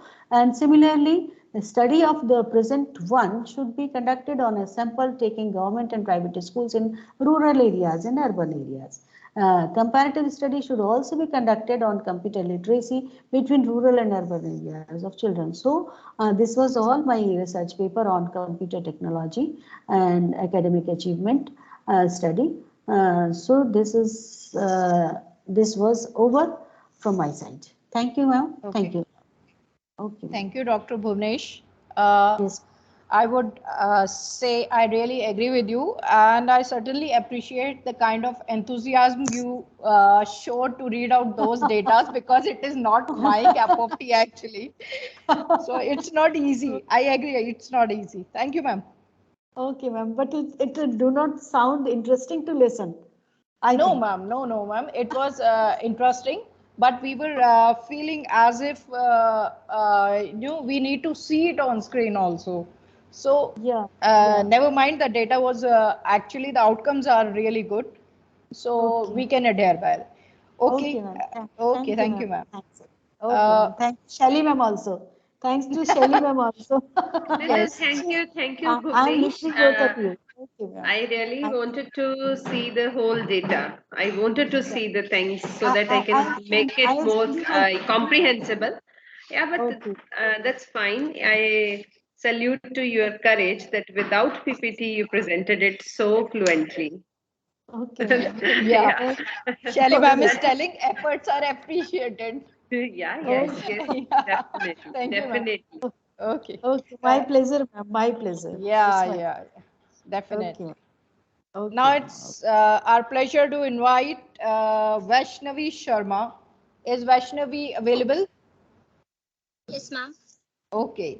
Now let me introduce you. Vaishnavi Sharma is B.Ed student first year, Institute of Professional and Excellence Study Management, IPEM Ghaziabad.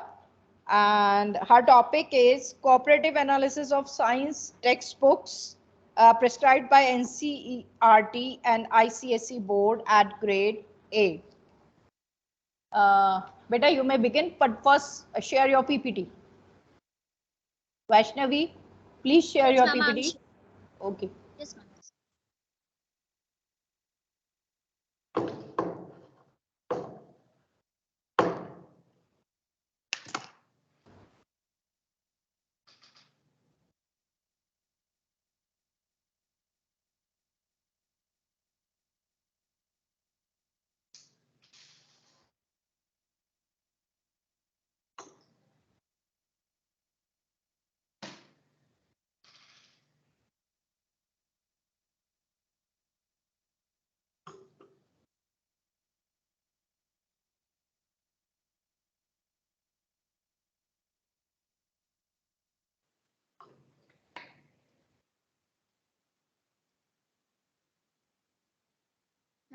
My PPT is visible or not?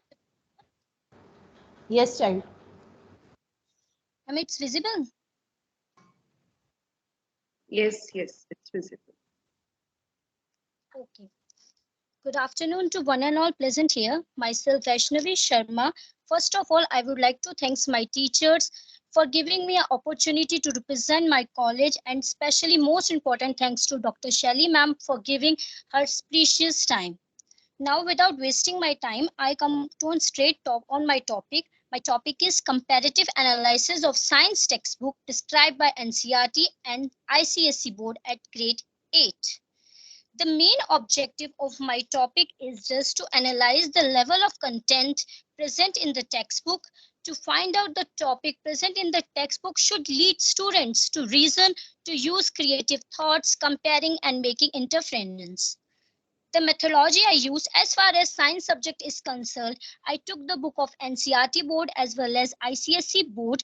One thing I found out is in ICSC board, there are numerous publishers who publish the book, but the same thing is that the content, the name of the chapters were the same. So I took up the Selena publication. Sorry, Bache. Vaishnavi, can we see you? Can you switch on your camera? Okay, ma'am. Okay.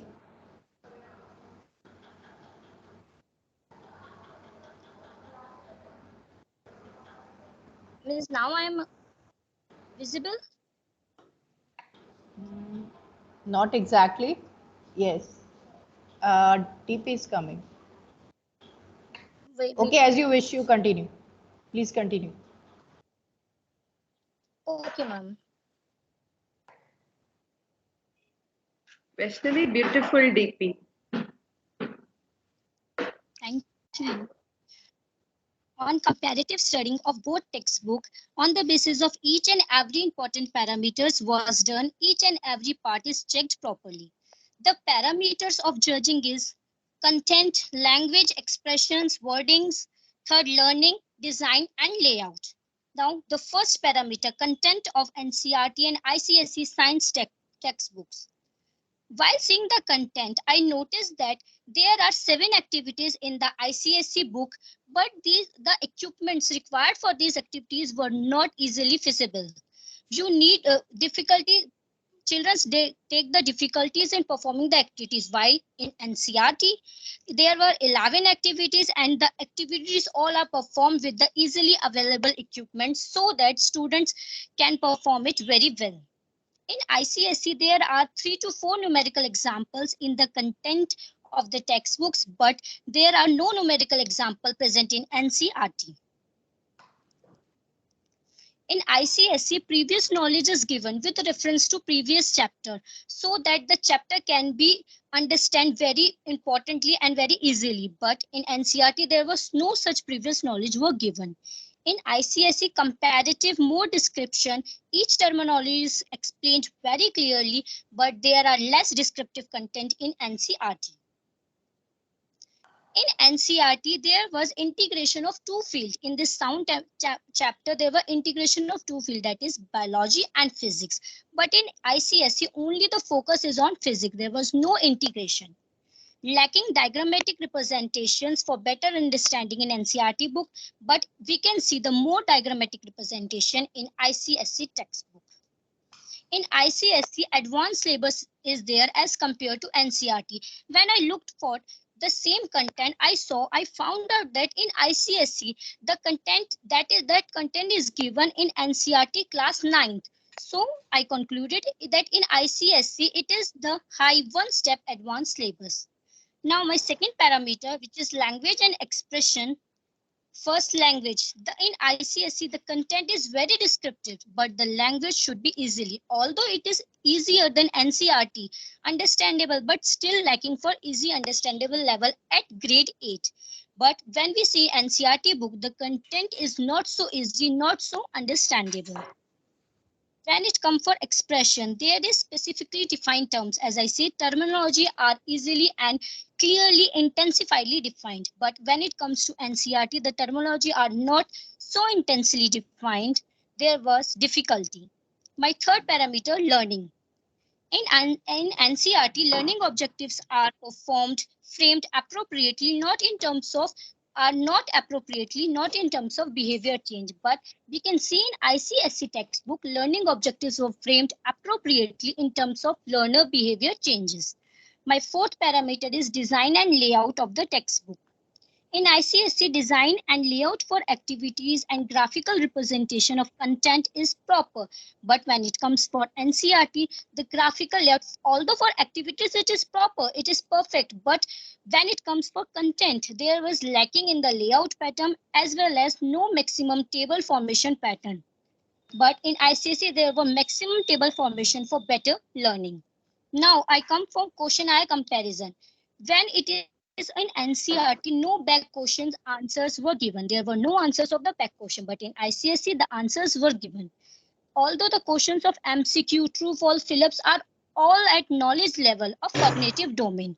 in ICSE as well. But at understanding level in NCRT, there were up to 4 summative questions at understanding level, but in ICSE, the questions increases. There were maximum questions for understanding level. In both NCRT and ICSE, the application of cognitive application level was very less. It is only one. There is only one question in both of them at higher order thinking questions. At knowledge level in NCRT, they are less, but in ICSE, there are bundle of questions. In psychomotor domain touch, there are only one questions in both the texts. Now, my content analysis of the both chapter. First of all, let's come for NCRT chapter. What I notice in NCRT chapter is that let's have a sound chapter, but it is the integrating parts, right? Interconnected relations were there in the topic so that a student can learn very properly and very efficiently. Characteristics of sound, types of sound, and in this topic, there were subtopics which are correlated with each other. But when it comes from ICSE chapter, there is lacking in this system. No integrations were there. For example, the first topic is propagation of sound in air. So it must be then follow the characteristics of sound. But in ICSE, no characteristics to sound. After first topic, the second topic is term related to the wave. So there is lacking in interrelated connection, which student face problem to interlink the topics with each other. At last, not the least, I concluded with this that both NCRT and ICSE board textbooks are not perfect, as textbooks are the most important teaching tool. So it should be appropriate with balanced format and fulfill all parameters. Most importantly, there should be the same syllabus pattern, not one step advanced and not one step down, so that each board students can be at proper same level. They can attain a same level of knowledge, and most importantly, all these textbooks have the Bloom's knowledge only remembering and understanding. It should be increased to analysis, evaluating, and applying format. That's all from my side. Thank you. Wonderfully said, Vaishnavi. Wonderfully said. I agree, ma'am. I agree, ma'am. This comparison was very different comparing two institutions like NCERT and ICSE in terms of textbooks and learning and design and lackings and plus points was indeed in-depth research. So That Vaishnavi, too, a congrats. BEd Yeah. student did that. That is a very amazing thing. Yeah, really very commendable. Yes, ma'am. True. And now I would like to share information that Dr. Anit Kumar is present here. Sir, may I hear from you? Dr. Anit? Dr. Anit, are you there? Yes, madam. Yes, madam. Okay, okay. So I'm now onwards. So let me introduce Dr. Anit to you, all the presenters. Dr. Anit is presently working as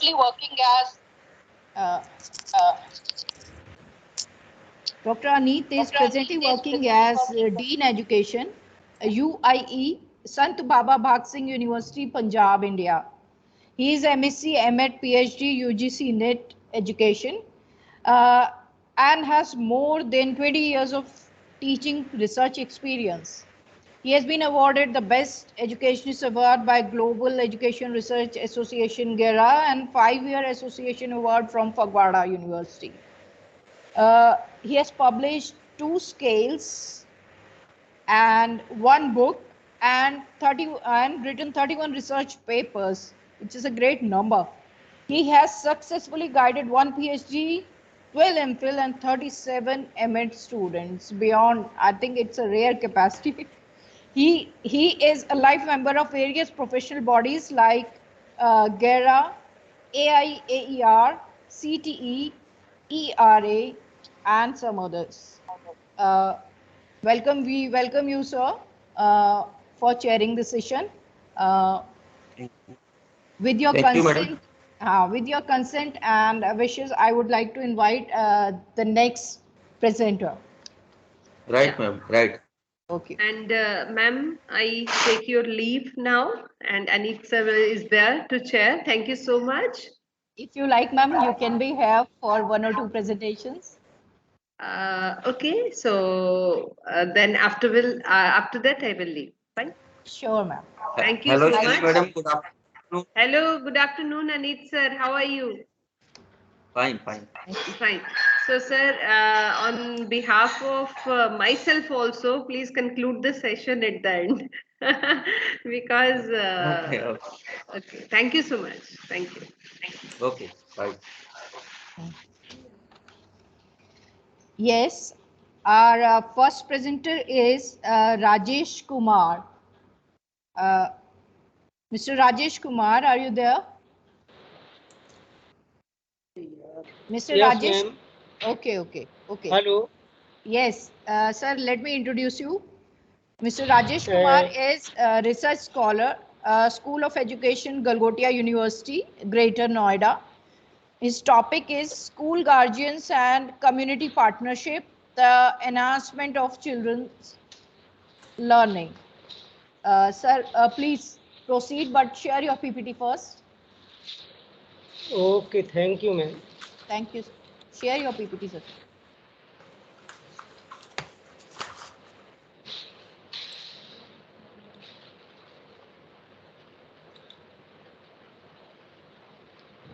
Screen is visible, ma'am.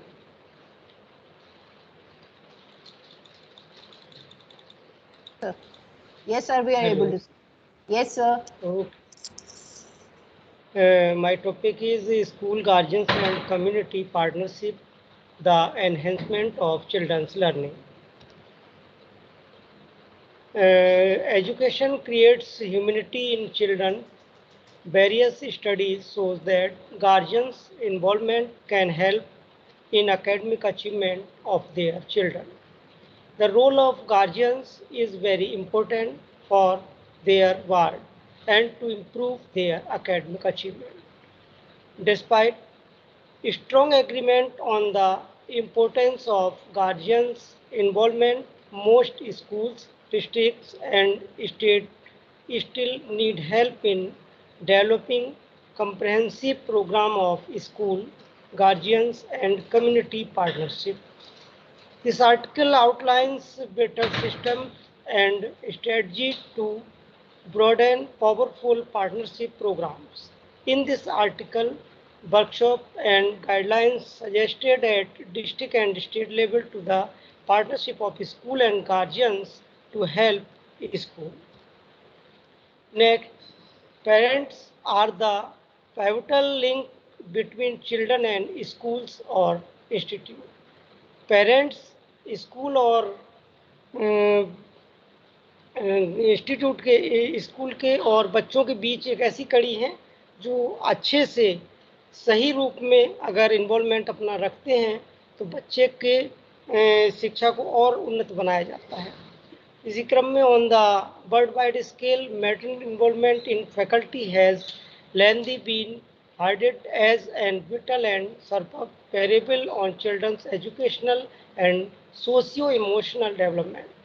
From an ecological frame, complementary fine relations among those crucial socializing spheres, home and seminaries, make beneficent survey to the children's socio-emotional and cognitive development. World over, preceptors are running lifelessly to ensure that they save their academy scholars engage with inside the gaining knowledge of process. They are trying new strategy to speak with academy scholars and families. The recognition is not most effective on offering educational classes to the academic scholars, still also to help them to keep their physical, intellectual, and social well-being.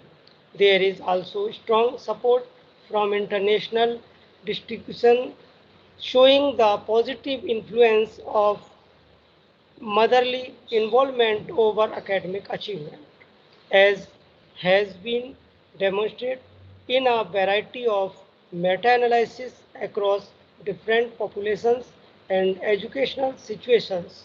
Also, although there is wide range of motherly involvement, delineation, some Father General and other more specifies there is a agreement among discussion results about the positive influence of motherly involvement over child academic achievement. Here given some definitional key term: school, guardians, student, learning and academic achievement. Here we are suggesting some recommendation for teachers. First of all, know of your parents. हमें सबसे पहले parents को जानना जरूरी है, वो क्या हैं, कैसे हैं, बच्चों को कितना हेल्प करते हैं, उनके साथ जुड़ना आवश्यक है. नेक्स्ट, टॉक टू पेरेंट्स, उनके साथ बातचीत करना, फ्लुएंटली टॉक, उनके साथ मिलकर और उनसे सारी बात करना. Next, build support system. Next is give access to cerebral comforting where resources are available. Next is figure capacity. These are recommendations. And next, we are given role of parents. First is good prophets, active character. Next, routine builder and vigilant guardians and friendly school teacher. Next, discussion and conclusion. We can conclude the existence of three different profiles of parental involvement: high, medium and low. Considering different scales of parental involvement as at home, at school and through the invitations made by the children, the teachers and the school. In this context, Chile has acknowledged the importance of collaborative relationship between parents and schools, leading to the development of national policy for father, mother, and legal guardians participants. We want the children enhancement, so the collaboration between educationist, instructor, and parents is the foundation of the education system in the new period, as they are the first point of contact of scholars for all the educational requirements, and while all the suites are presently directed towards supporting children in distance literacy programs and containing seminars, there is as critical need of tutor scholars to walk on the path of trans-organized independent learners. Therefore, as parents, we can make the process of learning simple and easy by connecting with our child and help in his achievement. Thanks. Thank you, ma'am. Thank you, Rajesh sir. Your words were true.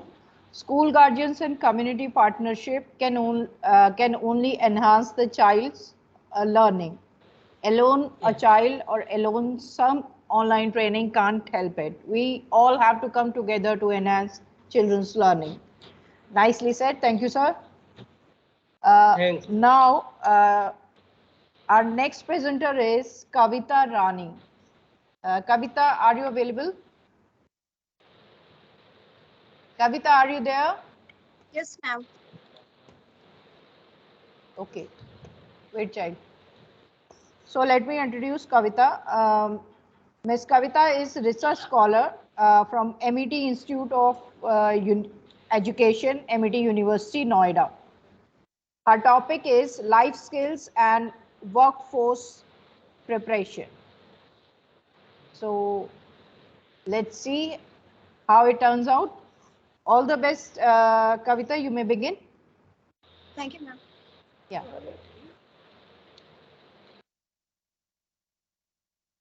My PPT is visible, ma'am? Yes. Okay. Okay. Good afternoon, all. Myself, Kavita, research scholar, MET Institute of Education, MET University, Noida. I have written this paper under the supervision and guidance of my guide, Dr. 𝓜𝓸𝓻𝓮 and co-guide, Dr. Anit Kumar. My topic is life skills and workforce preparation. This topic I have planned to decide the impact of fundamental abilities improvement and work power arrangement on the quality of life of an individual. This is intended to determine the need of life skills development and workforce preparation in the present fast-paced world. With the speedy world, everything is changing at a very fast rate. But sadly or unfortunately, youth unemployment rate is also increasing at a very sharp rate. Youth unemployment rate across India rose sharply to 25.5% in 2021 and remained in double digits thereafter as the second wave of the COVID-19 pandemic battered economic activities and did a severe impact on jobs. According to the latest periodic labor force survey, all states recorded double-digit unemployment rate in the 15 to 29-year age group. In the first of Indian population is facing destitution and joblessness because our nation falls behind in the development of life skills and workforce preparation as compared to other countries. Indian youth unemployment rate from 2012 to 2019 shows that before pandemic also, there was an undeniable need of more grounded centers for creating fundamental ability centers for the less privileged societies in the India.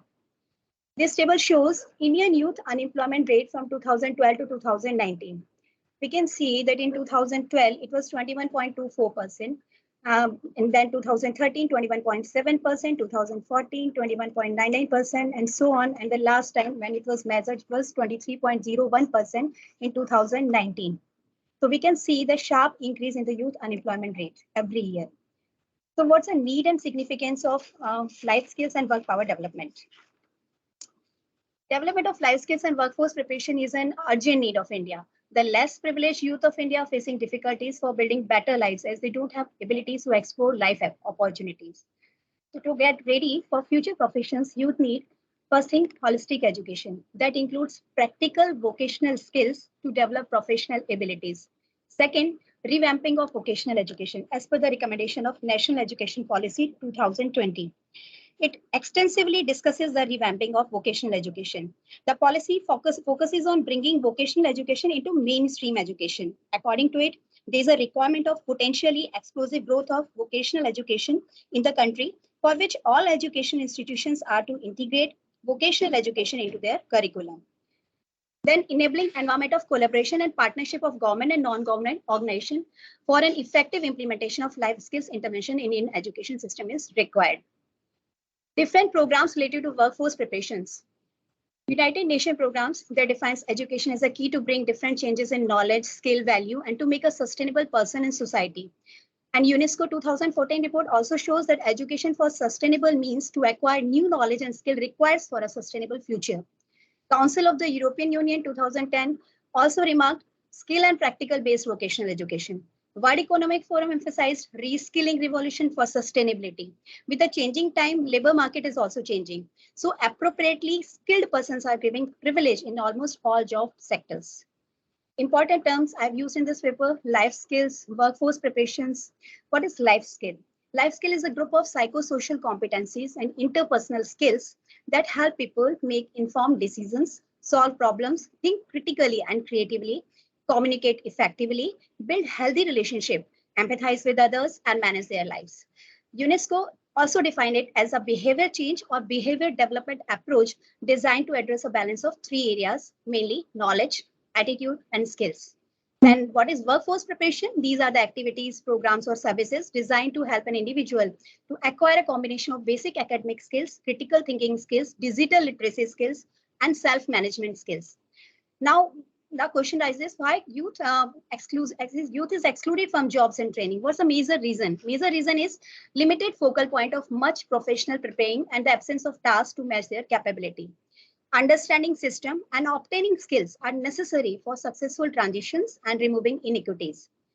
There are many skill development programs government and non-government organizations are running, like Pradhan Mantri Kaushal Vikas Yojana, then IISc programs, PDOT programs, and many other programs. Many other national skill development programs aims to promote skill development by catalyzing and creating quality vocational education imparting institutions. In the last few years, NGOs have utilized their position and relieved different advancement challenges through their imaginative mediations. Government NGOs are insufficient to determine such issues, so they have to take the help of NGOs. Apart of this, in addition to this, UNICEF and TEST special programs, many other national skill development bank programs like NGOs, like I've discussed here, Lighthouse, which is run by non-government organization. Role of NGOs in workforce preparation. In recent years, NGOs have emerged as the key players in social development in India by supplementing government effects, because government alone is not sufficient for imparting all its schemes. It has to take the need of help of all NGOs, because NGOs works at the grassroots level to strengthen the vocational empowerment of less privileged persons of society. NGOs undertake a variety of activities that aims at improving the socio-economic status of communities with limited means. So NGOs works have a significant impact on underprivileged and deprived people. NGOs also runs Jan Shikshan Sansthan, vocational training centers for imparting vocational education. Reviews of existing literature regarding sustainable education. World Economic Forum reports reveals that over the next decade, due to a 10% improvement in global social mobility, nearly 5% of economic growth will boost reskilling revolution. And reskilling revolution is ready to train 1 billion workers within the next 5 years. UNESCO report emphasized on importance of sustainable education. Council of the European Union 2010 also mentioned education for sustainability. Sustainable Panel Report 1998 indicated relationship between sustainable development and quality of life. And many research studies also investigated the general working structure of non-government organizations in reskilling revolution. Now, here I have discussed Lighthouse project. Lighthouse project, it is a maintainable training program for skilling and work for metropolitan impeded youth, especially individuals from low-income society. Salient feature of Lighthouse projects are first Lighthouse project. It was established on 25th June 2016 in Pune. Its vision was to intervene the transformation of an individual and the community. And its purpose was to mediate the change of individual and the local area.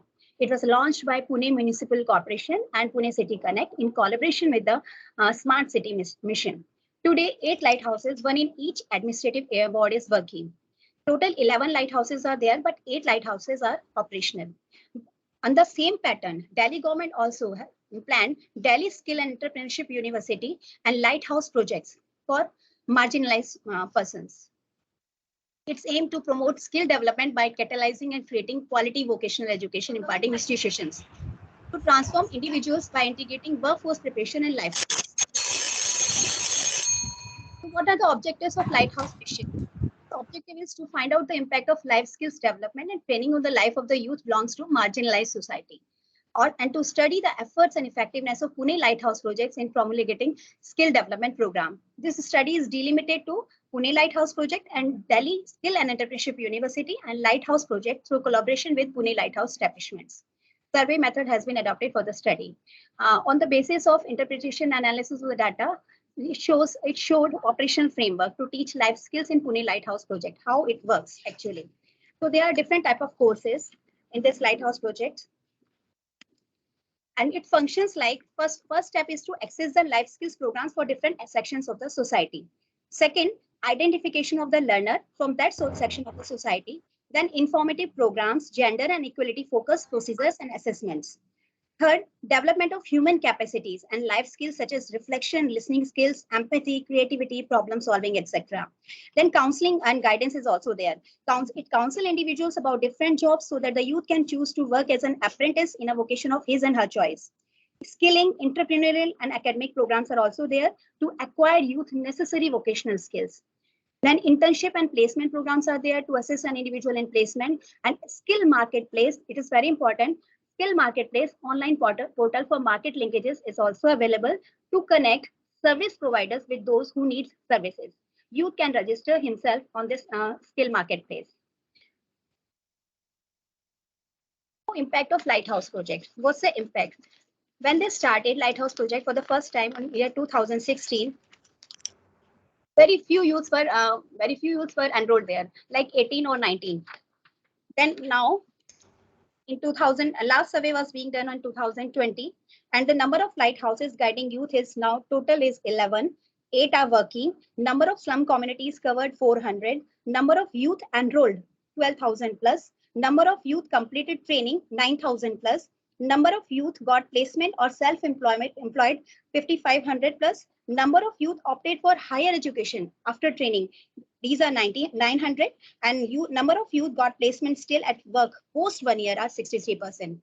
So findings of the study. I have found the significant relationship between the life skill development and workforce preparation. Lighthouse mission is changing communities by enabling underprivileged youth to pursue a sustainable and prosperous livelihood. Development of essential life skills plays an important role on individuals' employability and quality of life. And teaching a deep sense of empowerment to children and young people. Now, Lighthouse projects are also making individuals from marginalized society to recognize their own identity and worth. It has to achieve social and gender parity and emergence of youth leadership and development of communities. So here I concluded that Lighthouse projects are designed with a holistic approach to empower the underprivileged by giving them an opportunity to turn their life around. The motive here is not only to help them to gain financial stability, but also to provide them with emotional support while they are on the way to self-realization. Like Pune and Delhi, if all states of India will work on the same pattern, then that day is not so far, and we will see a sharp destitution and power. Thank you. Yeah, thank you, Kavita.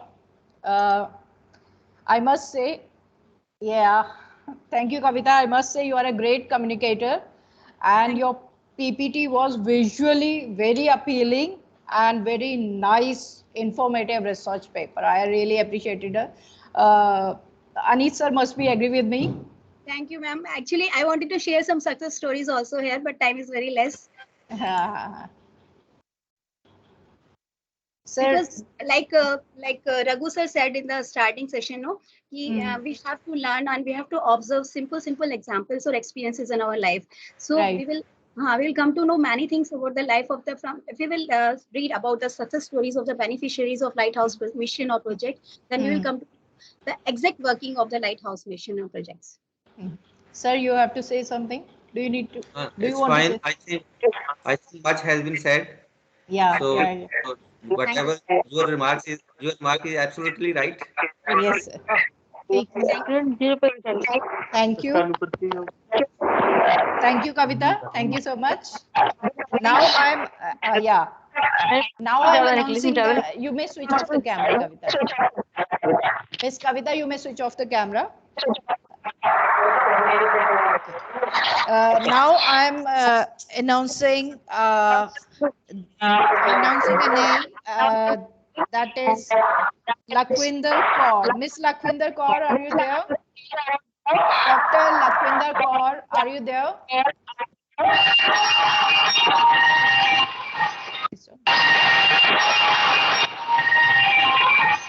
Dr. 𝓜𝓜𝓻𝓮 𝓥𝓲𝓪, are you there? Dr. 𝓜𝓜𝓻𝓮 𝓥𝓲𝓪, are you there? Okay. Now we are asking Mohini Tripathi. Miss Mohini Tripathi. Miss Mohini Tripathi, are you there? Manja.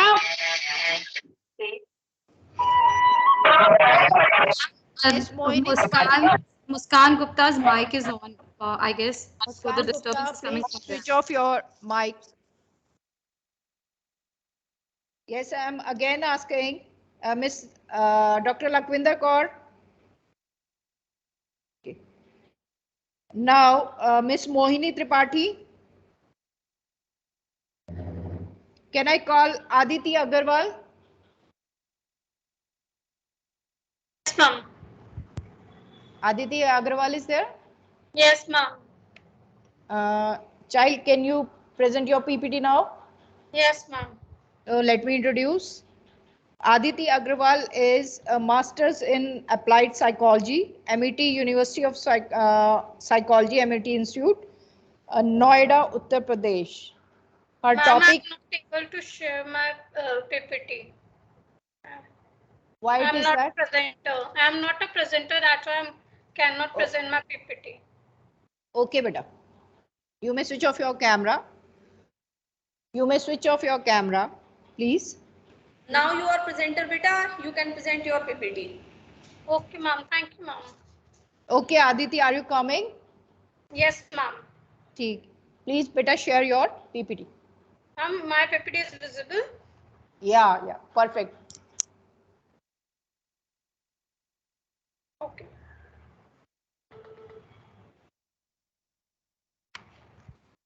My topic is online teaching with CRED in India. Firstly, introduction in which we are going to I will give the pointers with explanation. First is cooperation and conservation between educator and student with 5 words. That is work together, expand the skills, attractive lesson plans for the students, live sessions with challenging surrounding factor, and highlight the communicative lectures. Next, different standards for effective pedagogies, which make a collaboration with educator and children for working and performance of the activity, expansion of language, reading and writing of the syllabus skills. Lessons can be connected with the student performance, hard lessons so that students can be attract, highlight of communication between the lectures, link between the fruitful activities so that there can be language skills development, completion of tasks, smooth combination of planning of data and technology, then evaluation. It highlights on literature education with language of children, communication opportunities with small groups to engage with standard outcome. Net grade for adolescents, in which we have 5 pointers. First is joint productive activity, in which there are cooperation, efforts of making joint groups, formulation of a sustainable product, helping cooperation to make peers group. Second is linguistic development with literature, make student proficient in language competence with different curriculum. Next, language can be developed with learning, adaptation of languages models. Third is contextual, in which combination of new knowledge and surrounding of the students, atmospheric schools and individual experience connection.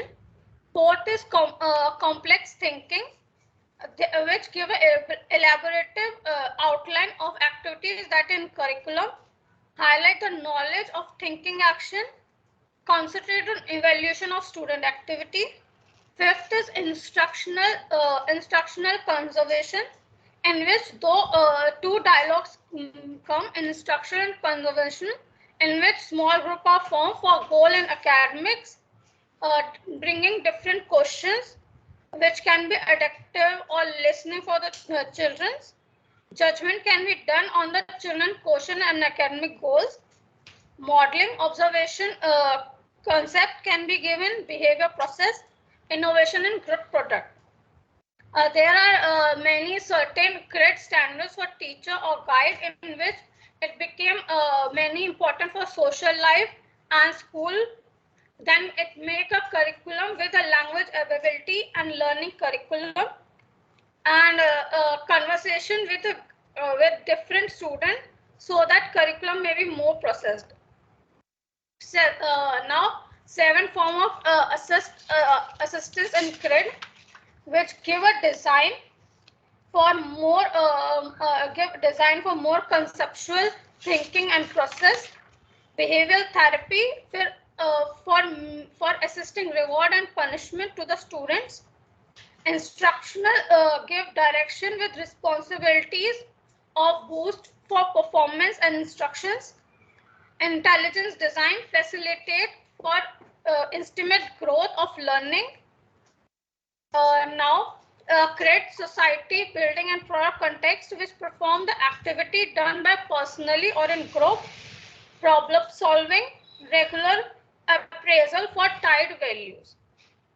Now, this is a example for a credit lesson plan, so that it can be help in developing the communication with literature and different use of languages. Then personal and social development with collective skills and encouraging peers for mature relation with culture and context. and then cognitive development to give a scientific investigation.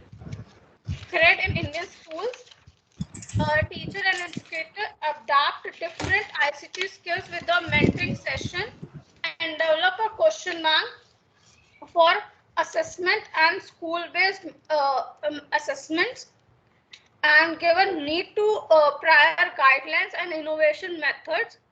School heads give a practice to the teachers and support to the State Department of Education, keeping track of every child so that they can make plans and reach out to the teachers. Parents briding the gap between the school and home so that they can do not feel Aditi, anxiety. you have to sum up as earliest. Okay, Aditi. ma'am. Okay, ma'am. Conclusion in which we get to know that how we can pair up it and give a structure with the facilities. They need to be slow and cyclist process so that gradually help the child development with a knowledge and independent growth. True goal of education may exceed awarding certificate to the students, and education is a livelihood so that it can be liberated in the mind and soul of individual. Thank you.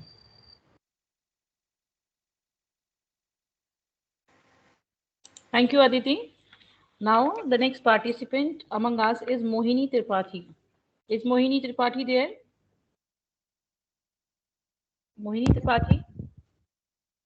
Are you there? Yes, ma'am.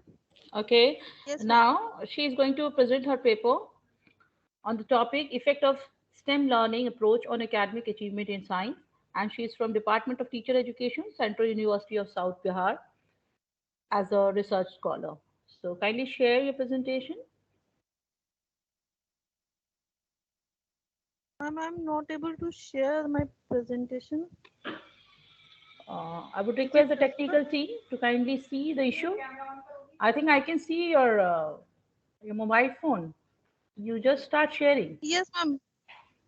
But I'm not able to see the presentation well. If you have any issue, we can share your presentation from our side. Yes, ma'am, sure. Okay, Anjali, Dr. Anjali, I would request you to kindly share her presentation. Mani Tripathi. Dr. Anjali? Yes, ma'am, I am presenting. Okay, okay. Mohini, just wait for a while. She is presenting. Okay, ma'am.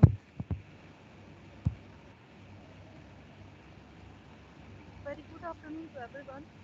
Myself, Mohini Tripathi. I am a research scholar, Central South Bihar, and I'm going to present on topic effect of this team learning approach on academic achievement in science. As we all know that Indian education needs a paradigm shift. So instead of rote learning, it should prioritize conceptual understanding, and thus education the should be such as to inculcate values, life skills, and also the character building. Therefore, it should be holistic and multidisciplinary in nature. Our NAP 2020 also suggests to evolve such pedagogy that design education to be creative, enjoyable, experiential, discussion-based, flexible, and multidisciplinary approach. In this accord, STEAM has aroused global interest. We can say that in the words of a Spectre, that STEAM can be explained as the inclusion of arts and humanities in STEM education. In the present scenario, the number of the students pursuing STEM is decreasing with an additional problem that STEM curriculum excludes the arts and therefore it is lacking in teaching creative and innovative thinking, which helps the STEM workers in problem solving, and also they can formulate the innovative solutions or they can see the problem creatively. Therefore, STEAM approach of learning prepares the students to solve the problems in different issues through creative and critical thinking skills, cooperation, and effective communication. Some researchers claim that there is a lacking part in STEM, that is arts, As we know that arts features are subjective, intuitions unique and based on feeling, while the STEM disciplines are objective, logical, and analytical in nature. Thus, we can also say that arts and science are the incomparable parts and indispensable parts of education, but are also complementary to each other. So we can say that the STEAM is the integration of science, technology, engineering, arts, and mathematics discipline, which helps the learners to be a problem solver, innovator, collaborator, team worker, and most importantly, thinkers. They are creative thinkers, critical thinkers, and reflective thinkers. So the research question of this study is, does the STEAM learning approach influences Can you academic change the slides, Dr. Nidhi? in learners at of learners at elementary level? And therefore, the object of this research is to study the effect of a STEAM learning approach on academic achievement in science of the learners at elementary level. Ma'am, the next slide, I'm on the 8th slide.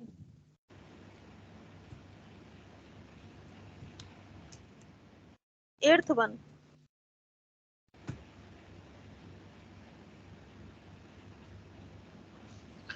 Dr. Anjali, 8th slide, please.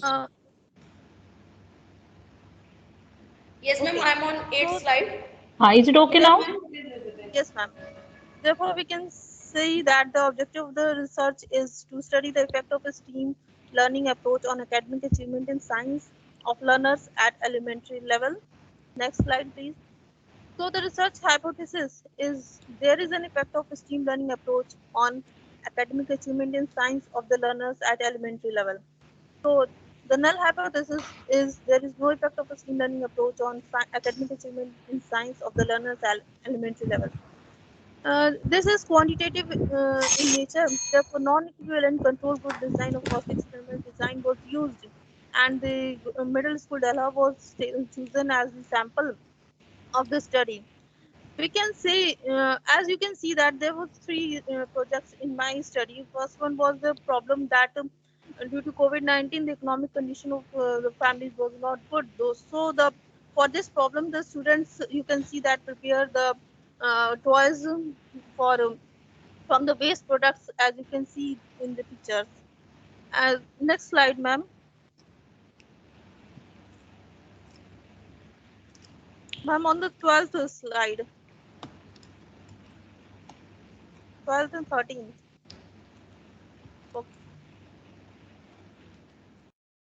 Okay, on the 13th slide, please. Next slide.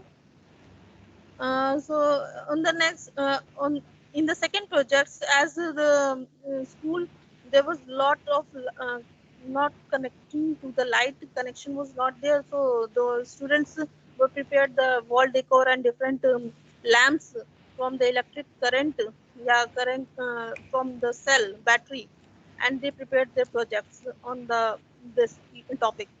Next slide, please. And the third project was the scarcity of the water, drinking water. The students proposed different solutions. The first, as you can see in the picture, first one group prepared the water filter plant, and the second group of the girls prepared the drip irrigation model for their garden of the school. And the third one was very innovative. They prepare a soil water sensor project in which the, as you can see, the light LED bulb lights when there is no water in the soil, and it goes off when there is water content in the soil. So the finding of this study is, as you can see from the table, that there is significant difference between the learners of STEAM learning approach and traditional approach. In conclusion, I can say that in the age of globalization, education needs to be holistic and experiential and integrated and flexible and value-oriented. Thus, from the STEAM approach, learning prepares students to solve the problem in different issues by means of innovation, creative and critical thinking, cooperative and effective communication. From the findings of the study, it can be concluded that STEAM learning approach helps enhances academic achievements of learner in science. However, research in the field of STEAM is in early phase, hence there is a need for further research in this particular education approach. Thank you from my side. Thank you for listening patiently. Thank you Thank very you, much. Mohini. Thank you, Mohini Tripathi. Now lining up, we have the next participant, and the next participant is Ms. Nikita Rajput, and she is going to present the combined paper with two others. And she is from National PG College, and her topic is innovation in pedagogy in higher education. So I request Nikita Rajput to please start. Yes, ma'am. Am I audible? Yes, you are audible. Kindly share your screen. Ma'am, it will be shared by my partner. Yes, ma'am. Ma'am, it was shared by me, Tanu Singh. Okay, I would request Dr. Anjali to please make Tanu Singh as a host so that she can share the screen. Yes, ma'am. Now she is presenting.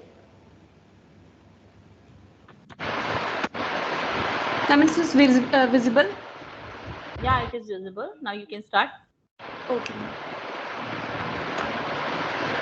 Okay.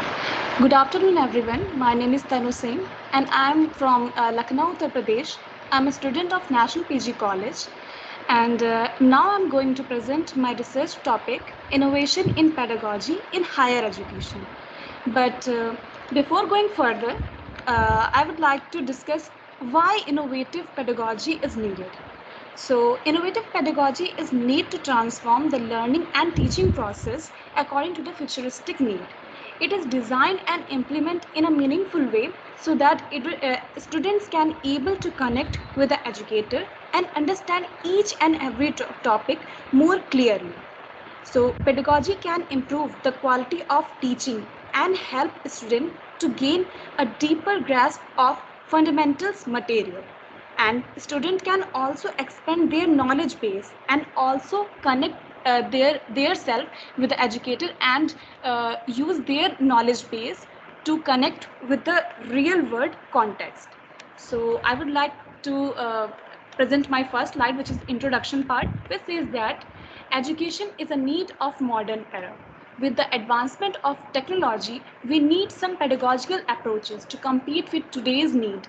Education is the only weapon to rule over the world. The saying, the great aim of education is not knowledge but action. It means that determination of the education is not only restricted to the literacy rate of student, but to transform a student into an intelligent and logical thinker. STEAM education has now become an essential part of the education. So, pedagogical approach are required for the improvement of old methods of teaching to modern ITC tools. Now, my next slide is the diagrammatical representation of a pedagogy. How the content is presented or delivered to the learner, then connect with assets that are needed to present content, then pull together these assets to create cognitive psychology based learning process, then evaluation of the learning process, whether it is working correctly, then prepare content, and then vice versa. Next slide is what is pedagogy? So pedagogy is an art or science which generally emphasizes on how the content and teaching are presented by the learner to the educator. Pedagogy is one of the major challenges of higher education today. With the changes brought by the pandemic and the launch of the National Education Policy 2020, the teaching landscape in India is at the cusp of change. The five major pedagogical approaches are constructivism, collaborative, integrative, social constructivism, behaviorism, reflection, and inquiry-based learning. Next slide is why STEAM education is important. So STEAM pedagogy is incredibly relevant in higher education as science is an ever-growing field that constantly pushing students to work in ways not normally found in other content areas. The STEAM education approach uplifts the innovators to take decisions for the complex problems. The STEAM education emphasizes the student to do practical learning and observe the outcomes. The inquiry of failure outcomes give rise to the new result innovation. Nowadays, the science and technology contributes the 0.5% of the India's economy. STEAM education includes the interaction of various subjects in a collaborative manner, which generates the curiosity among the students to learn more. Next slide is the awareness of job in STEAM. First is a biomedical engineers, which covers 62%. Then software development, which covers 32%. Now my next slide, further slide is covered by Nikita Rajput, my partner. Now Nikita, you will present. Okay. Good afternoon, everyone. My next slide is innovation in pedagogy in higher education. So why innovation is important? Because innovation is fundamental, therefore, and it must reach into the pedagogical practices in schools and classrooms around the world. The first step is to pay through classroom, where the educators should encourage the students to experiment based learning. For this, the strong communication between students and teachers is necessary. Next slide, please. We have another slide of virtual learning and teaching, which means that nowadays we see our education system are getting advanced with the use of technology, but with the advancement of technology in the education sector as well, modern online teaching methods and pedagogy are replacing the traditional method of teaching, which is a paradigm from traditional method of teaching. The usage of various modern ICT tools will generate the awareness and curiosity of the students to do and learn, explore their knowledge. Next slide, please. This is the modern pedagogical methods of online teaching. The first one is presentation as a tool. Second one is online whiteboard. Third one is pre-recorded video lectures, and last is live classes. Next slide. This is the graph of showing number of users registered in Coursera. What is Coursera? It is an online learning platform which helps the students to learn and upgrade their skills. According to the report of 2021, 20 million users have registered for the courses in Coursera. Next slide. Conclude that STEM education is so necessary obtained in all the academies for the betterment of students' future, especially for those who want to make their career in technological field. The government should also make changes in educational policies to promote STEM education. Thank you. It was all about my presentation.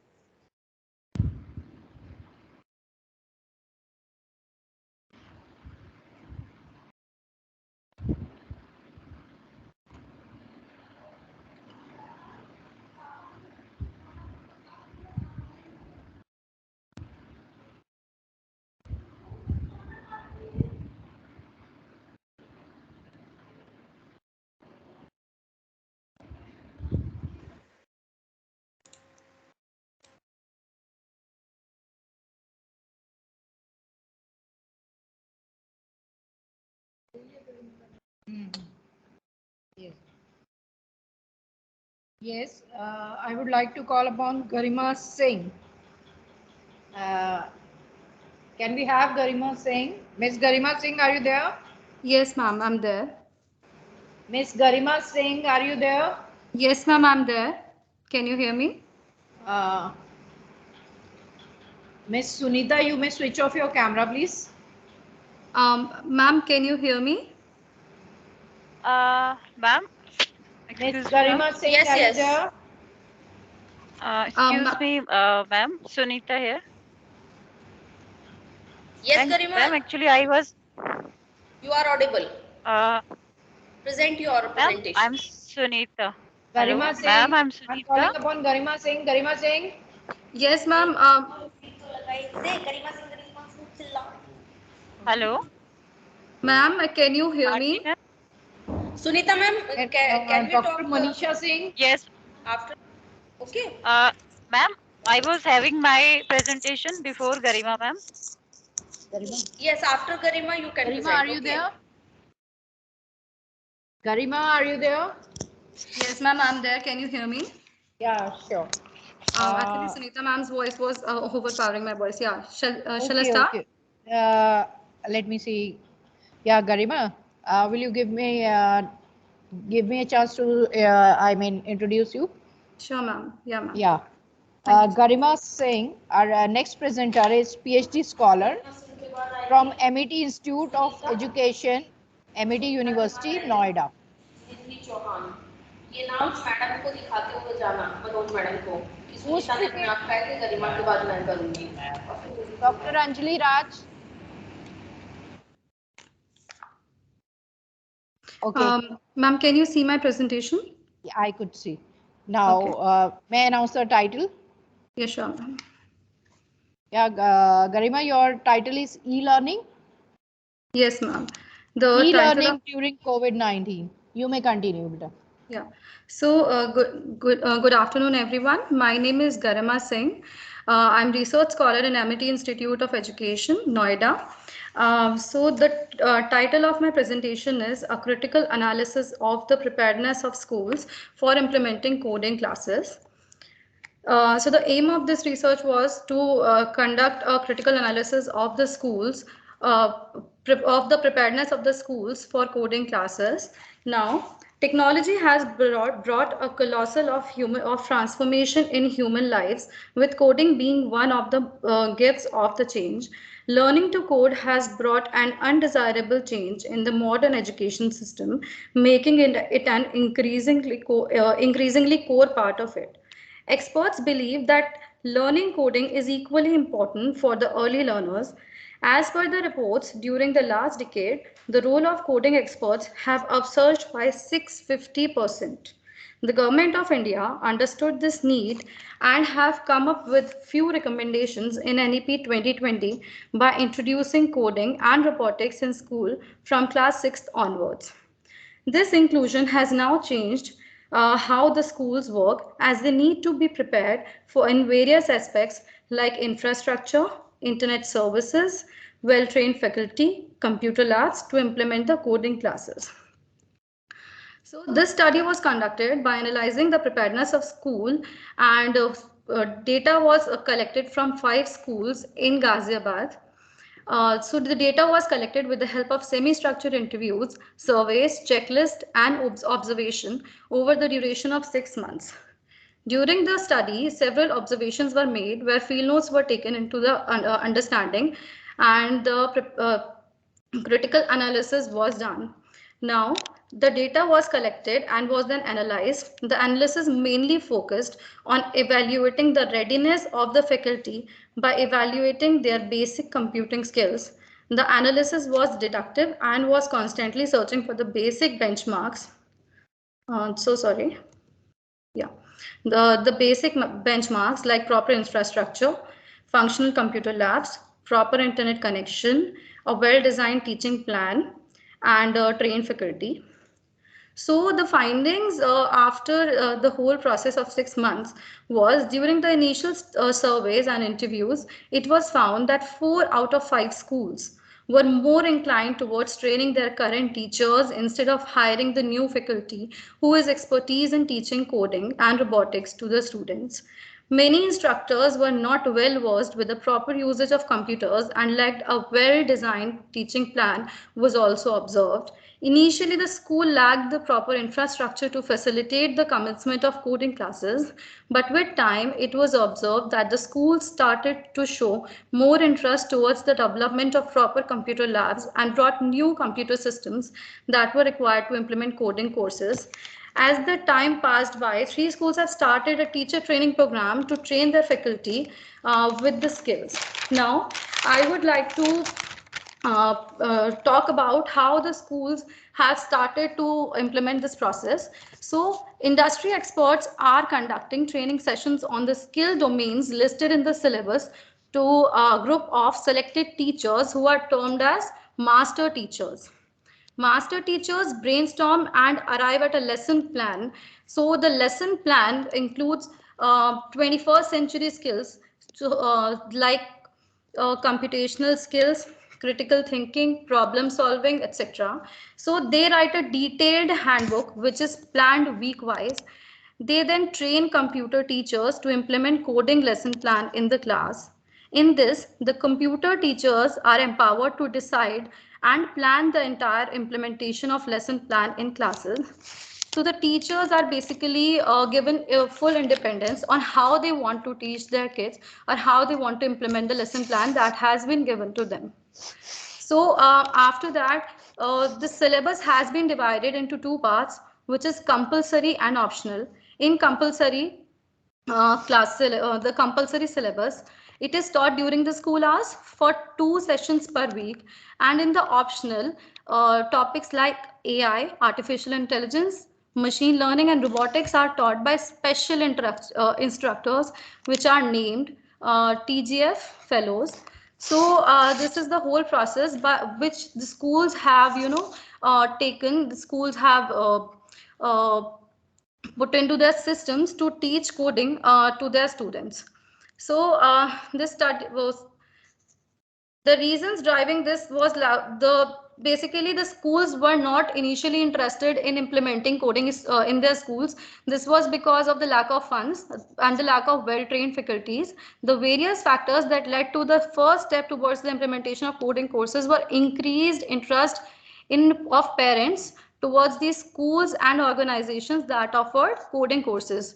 A faculty training plan was missing only in 2 out of 5 schools and was termed secondary in priority by them when it came to implementation of coding classes. The schools believed that having a new well-trained faculty would incur more cost as well as when compared to the training current faculty. Over the time, schools understood the importance of computer labs and brought the necessary machines to ensure good learning of students.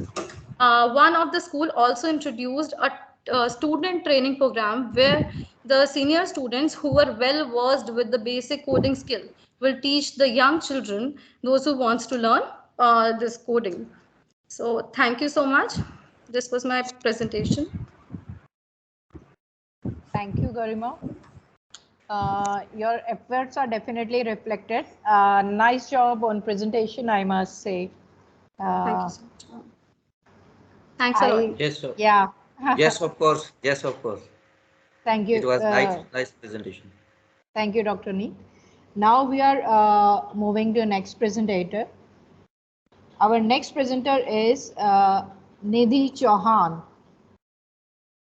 Nidhi Chauhan. Nidhi Chauhan, beta, are you there? Yes, ma'am. Excuse me, ma'am. Okay. Bharti ma'am, excuse me. Yes, ma'am. Ma'am, I'm Sunita from Delhi, and my presentation was before Mamta ma'am, Garima ma'am, sorry. So I'm No waiting. problem. No problem. No problem. Nidhi, beta, you can come later. So I announce the name of Sunita ji. Excuse me, Bharti ma'am. So I'm introducing your profile, right? So Miss Sunita, Assistant Professor, SCERT Delhi. And her topic is e-learning during COVID-19, a boon for offline classrooms. Ma'am, you may begin. Thank you so much, ma'am. Please share your PPT. Yes, ma'am. Sure, ma'am. Okay. Thank you. Ma'am, am I able to share this one? Because it's not functioning, I think. Is there any... You are able, ma'am. You are able, ma'am. You are enabled. You can do it. But the cursor is not working for sharing.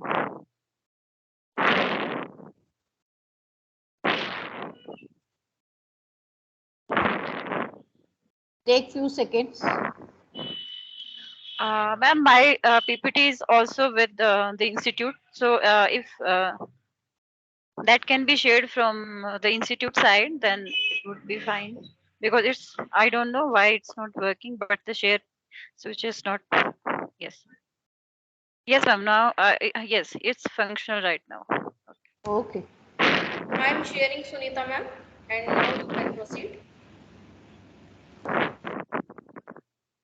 Ma'am, now me too is also able to share the screen.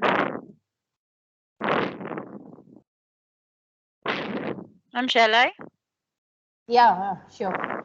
Okay. Thank you so much, ma'am. Very good afternoon to all academicians present here. My title is, as ma'am has already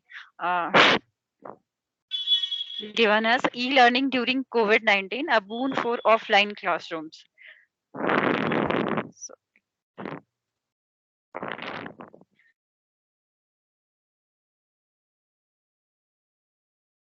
uh, ma'am, would you be able to share the screen? It seems.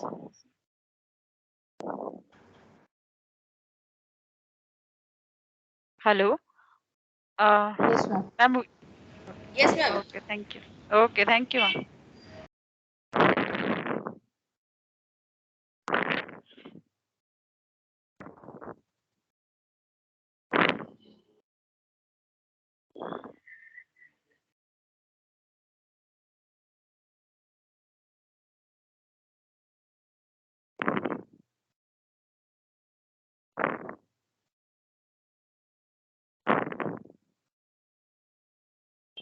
Please share my screen.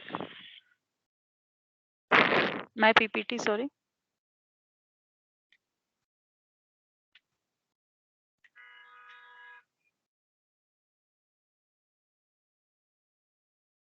Hello. Yes, ma'am. Any problem? Yes, ma'am. I'm having problem in sharing PPT. So if Anjali ma'am could share. Anjali ma'am must be Yes, arranging. ma'am. Yes, ma'am. I am arranging.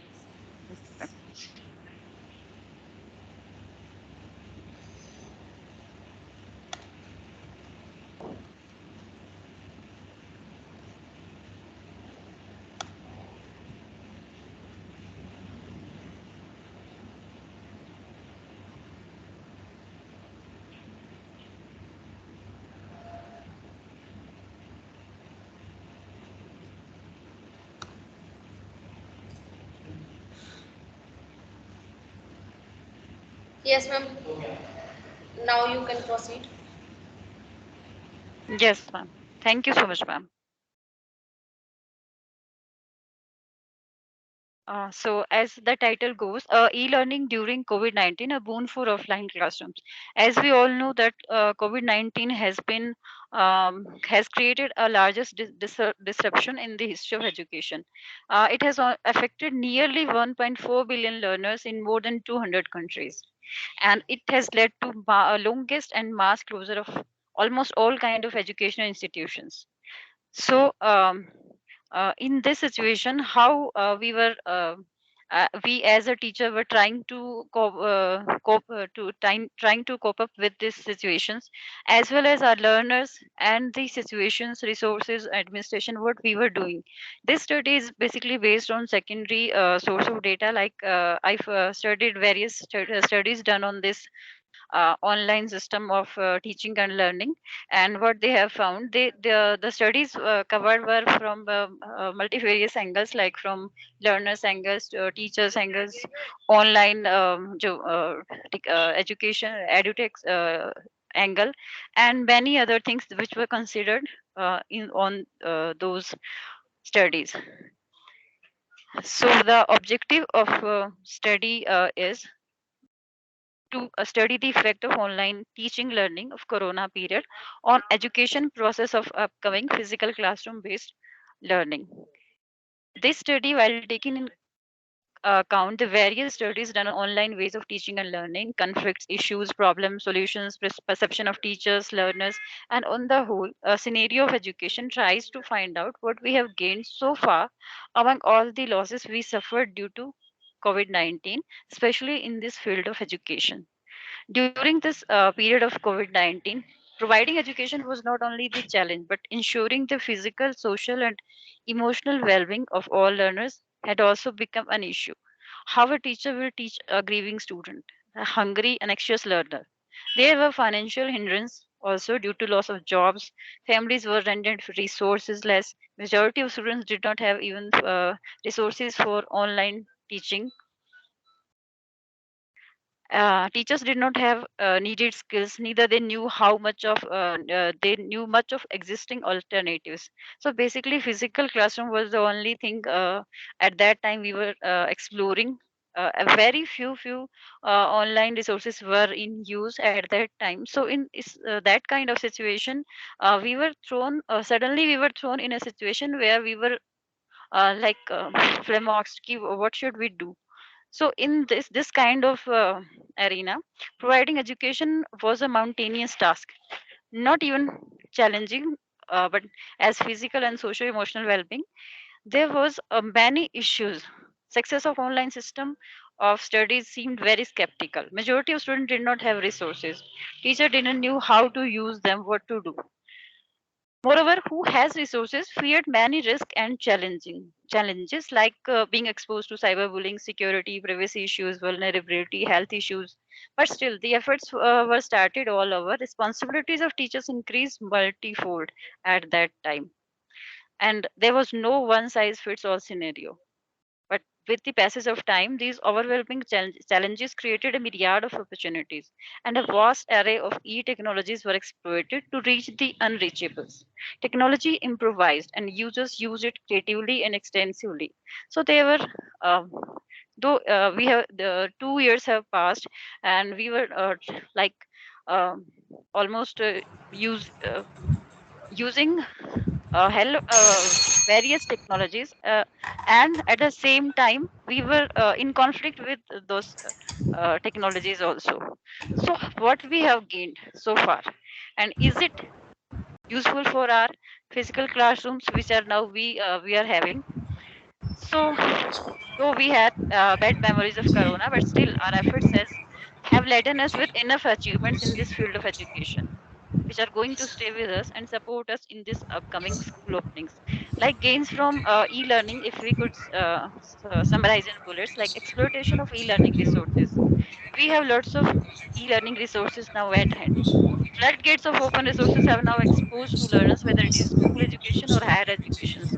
Learners are using it in all available forms: tutorial, courses, lectures, text, PDF, research videos, podcasts, screen shares, etc. So as the time has passed, the number of resources has increased multifold, and it has also been established by various researches. Further, adaptation of teachers and learners towards ELR. Teachers and learners are now at ease and almost are a pro at using online platforms in synchronous or asynchronous modes for learning, for training, for teaching, attempting assessments, interacting with peer groups, and they are now not hesitant in seeking help whenever needed. There is a strong repository of resources. Great pool of tools and resources have created. It is available online for all to access and study at their own pace with their own comfort. Books have become more lucrative options for many to explore and likewise pedagogical innovations, development of habits of using online resources, and enhanced accessibility to ICT, as well as ignition of innovative thinking. Now, though we are not able to access, have 100% of our learners are still not having access, but still there's a large percentage of our students who are now have access to ICT and other resources. There is a ignition of innovative thinking in teachers, learners, and all the edutech companies. They are every day we are having something or other which is new and which is additive to our the earlier thinking and uh, learning. So basically we can say as a conclusion, the lessons learned during COVID-19 situations are here to stay, specifically in terms of teaching and learning, resources and technologies, as they have crept into this whole system of education and are massively supportive. The tussle of technology with the teacher and learner has changed the scenario completely and for forever. Now it has made them mutually accepting and benefiting. It has made teacher adaptive, advanced, flexible, versatile, while the learners are becoming independent, searching multiple sources of learning, and they are now owning their learning with the help of technology. So classroom have broken the boundaries of time limits. Parents are also more open, accommodating towards vistas of education. the effect of this online teaching learning is certainly going to be carried in physical classrooms. So thank you so much, ma'am. This was all from my side. Thank you. Thank you, Ms. Sunita. You rightly said that adaptation to ICT EPC had traveled a long journey from uncomfortable to ease and now pro. Rightly said. Very nice presentation, Ms. Sunita. Thank you very much. Thank you so much, ma'am. Thank you. Okay. Now I am calling 𝓜𝓸𝓻𝓮. Yes, ma'am. Are you there, beta? Nidhi, are you there? Yes, ma'am. Okay. I'll introduce you. 𝓜𝓸𝓻𝓮, a student at Basanti Ji Mahila TT College, Ajmer in Rajasthan. Her topic is a study on parents and teachers teamwork for child success. Yes, ma'am. Okay, beta. Please start. Yes, ma'am. I'm sharing screen.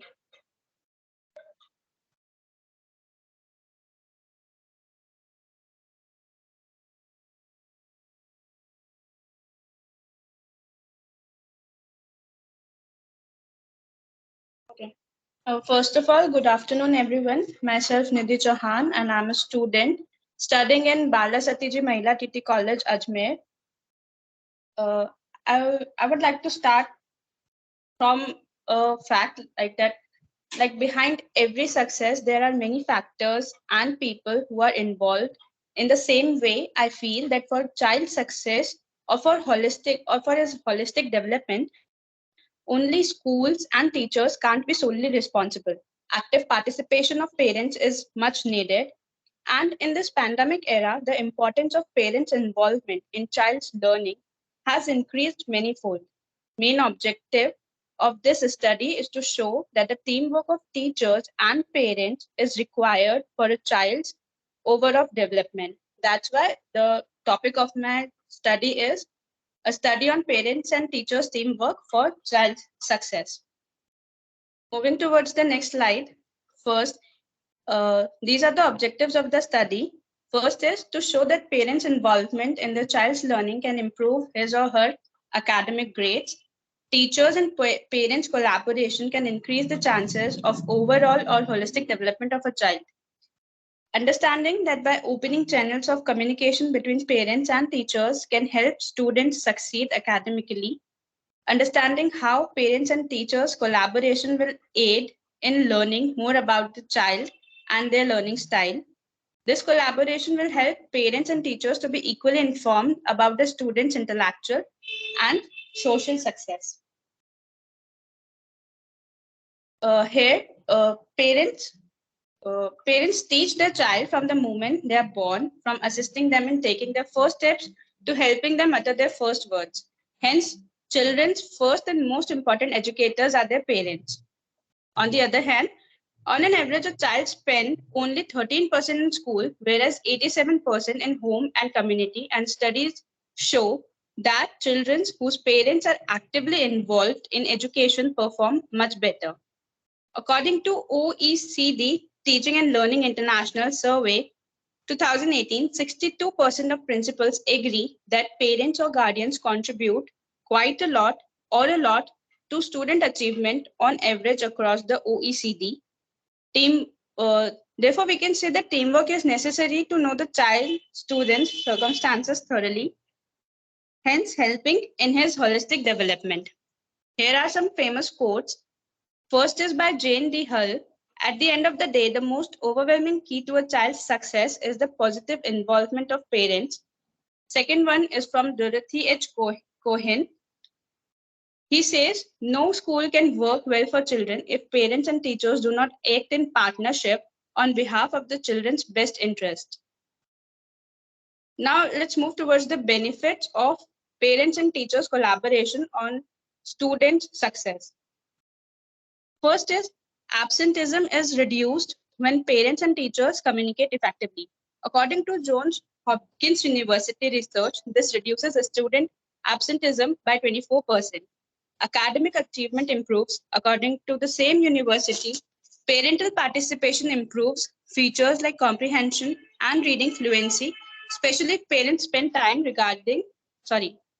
time reading with their children. It also aids in the improvement of classroom behavior. Students feel more motivated in class when their parents and teachers communicate more. Their self-esteem and attitudes in class improve. Parental participation is important at all levels of schooling. However, its impact diminishes as the pupil becomes older. Even so, having parents interested in high school, for example, can influence a student's decision to continuing study or not. According to the National Coalition for Parent Involvement in Education, students with involved parents are more likely to have higher grades and test scores, attend school regularly, have better social skills, show improved behavior, and adapt well to school regardless of their income or background. The most accurate indicators of student accomplishment in school are not family income or social standing, but the degree to which the family becomes involved in the child's education at school, according to the national according to the national PTA. These are the strategies for effective collaboration between teachers and parents. 𝓜𝓸𝓻𝓮 highlights the following qualities of a good parent-teacher partnership in terms of a parent-teacher relationship. First is spend time getting to know one another and paying attention to what they have to say. Treat one another as valuable members of the planning and decision-making term. Allow everyone to share their thoughts and suggestions. Disagreements should be approved in a way that facilitates reciprocal problem solving. When there is an unresolved disagreement, even when there is no solution to a challenging situation, seek a second viewpoint. Now, here are the parents that can lead to an effective collaboration between teachers and parents. First is attend registration before the start of the school year to meet your child's teacher in person, exchanging phone numbers and other contact information, inform professors of your availability, attend parents-teacher conferences, take the time to respond to surveys sent by school because your input is valuable. Share any information that will assist the teacher in building a stronger bond with your kid. Inquire about classroom practices. And besides, they can play the role of active caretaker, friendly teacher, routine builder, and vigilant guard. Now, on these are the steps that they create a warm, inviting environment. Describe educational objectives and student expectations. Emphasize by taking the time to learn about each family's time constraints, cultural differences, and dynamics. Include parental participation. Calls and emails should always be returned the same day. Only send critical home material on a single day. And they should share good as well as bad news, like reports of children. Now concluding, students develop more positive views about school. Students develop more positive views about school, have more self-confidence, and place a higher focus on academic accomplishment when they feel supported at home and at school. When parents participate in their children's education, they become more at ease in the classroom, acquire confidence in their parenting abilities, and feel more capable of assisting their children in learning. Increased parental involvement has been linked to increased student achievement, improved parent and teacher satisfaction, and a more positive school climate. Both parents and teachers have an immense impact on a child from the very beginning of his learning. They both play a crucial role in the overall development of a child and therefore shape his or her personality. Several studies, parents and teachers work together. Children's work habits, attitudes towards school, and grades, academic scores improve. They have improved social skills and emotional well-being, less behavioral issues, and a stronger capacity to adjust to diverse situations and get along with others. So, we can conclude that parents and teachers collaboration or teamwork is must and very much required in this era for the holistic development of a child. Now I want to end here with a thank note to the organization organizers, and my co-participants. Thank you. Thank you, Nidhi. Nidhi, I thank you. I certainly appreciate your enthusiasm, right? Now I would like to call 𝓢𝓸 Mishra. This is 𝓢𝓸 Mishra. Are you there? Yes, I am here, ma'am. Thank you very much. Yeah, let me introduce Kindly you. make me a presenter, please. Yeah. Okay, you are not enabled right now? Yeah, now I have become a presenter. Okay, okay. So Mr. 𝓢𝓸 Sharma is Assistant Professor, Amity Institute of... 𝓢𝓸 Kumar Mishra. You are 𝓢𝓸 Kumar Mishra. Yes. Okay. Okay. Then sir, please tell about yourself. I must have mistaken because I have 𝓢𝓸 Kumar Mishra, Assistant Professor, Amity University. Yes, ma'am. That's all. Is it correct? Yeah. Yeah. Earlier it was like I thought you are speaking like 𝓢𝓸 Sharma, so that's why. No. I said 𝓢𝓸 Kumar Mishra, Assistant Professor, yes. Amity University, Rehabilitation Sciences, and Noida, Uttar Pradesh. His topic is preparedness of education maintain. Is it yours?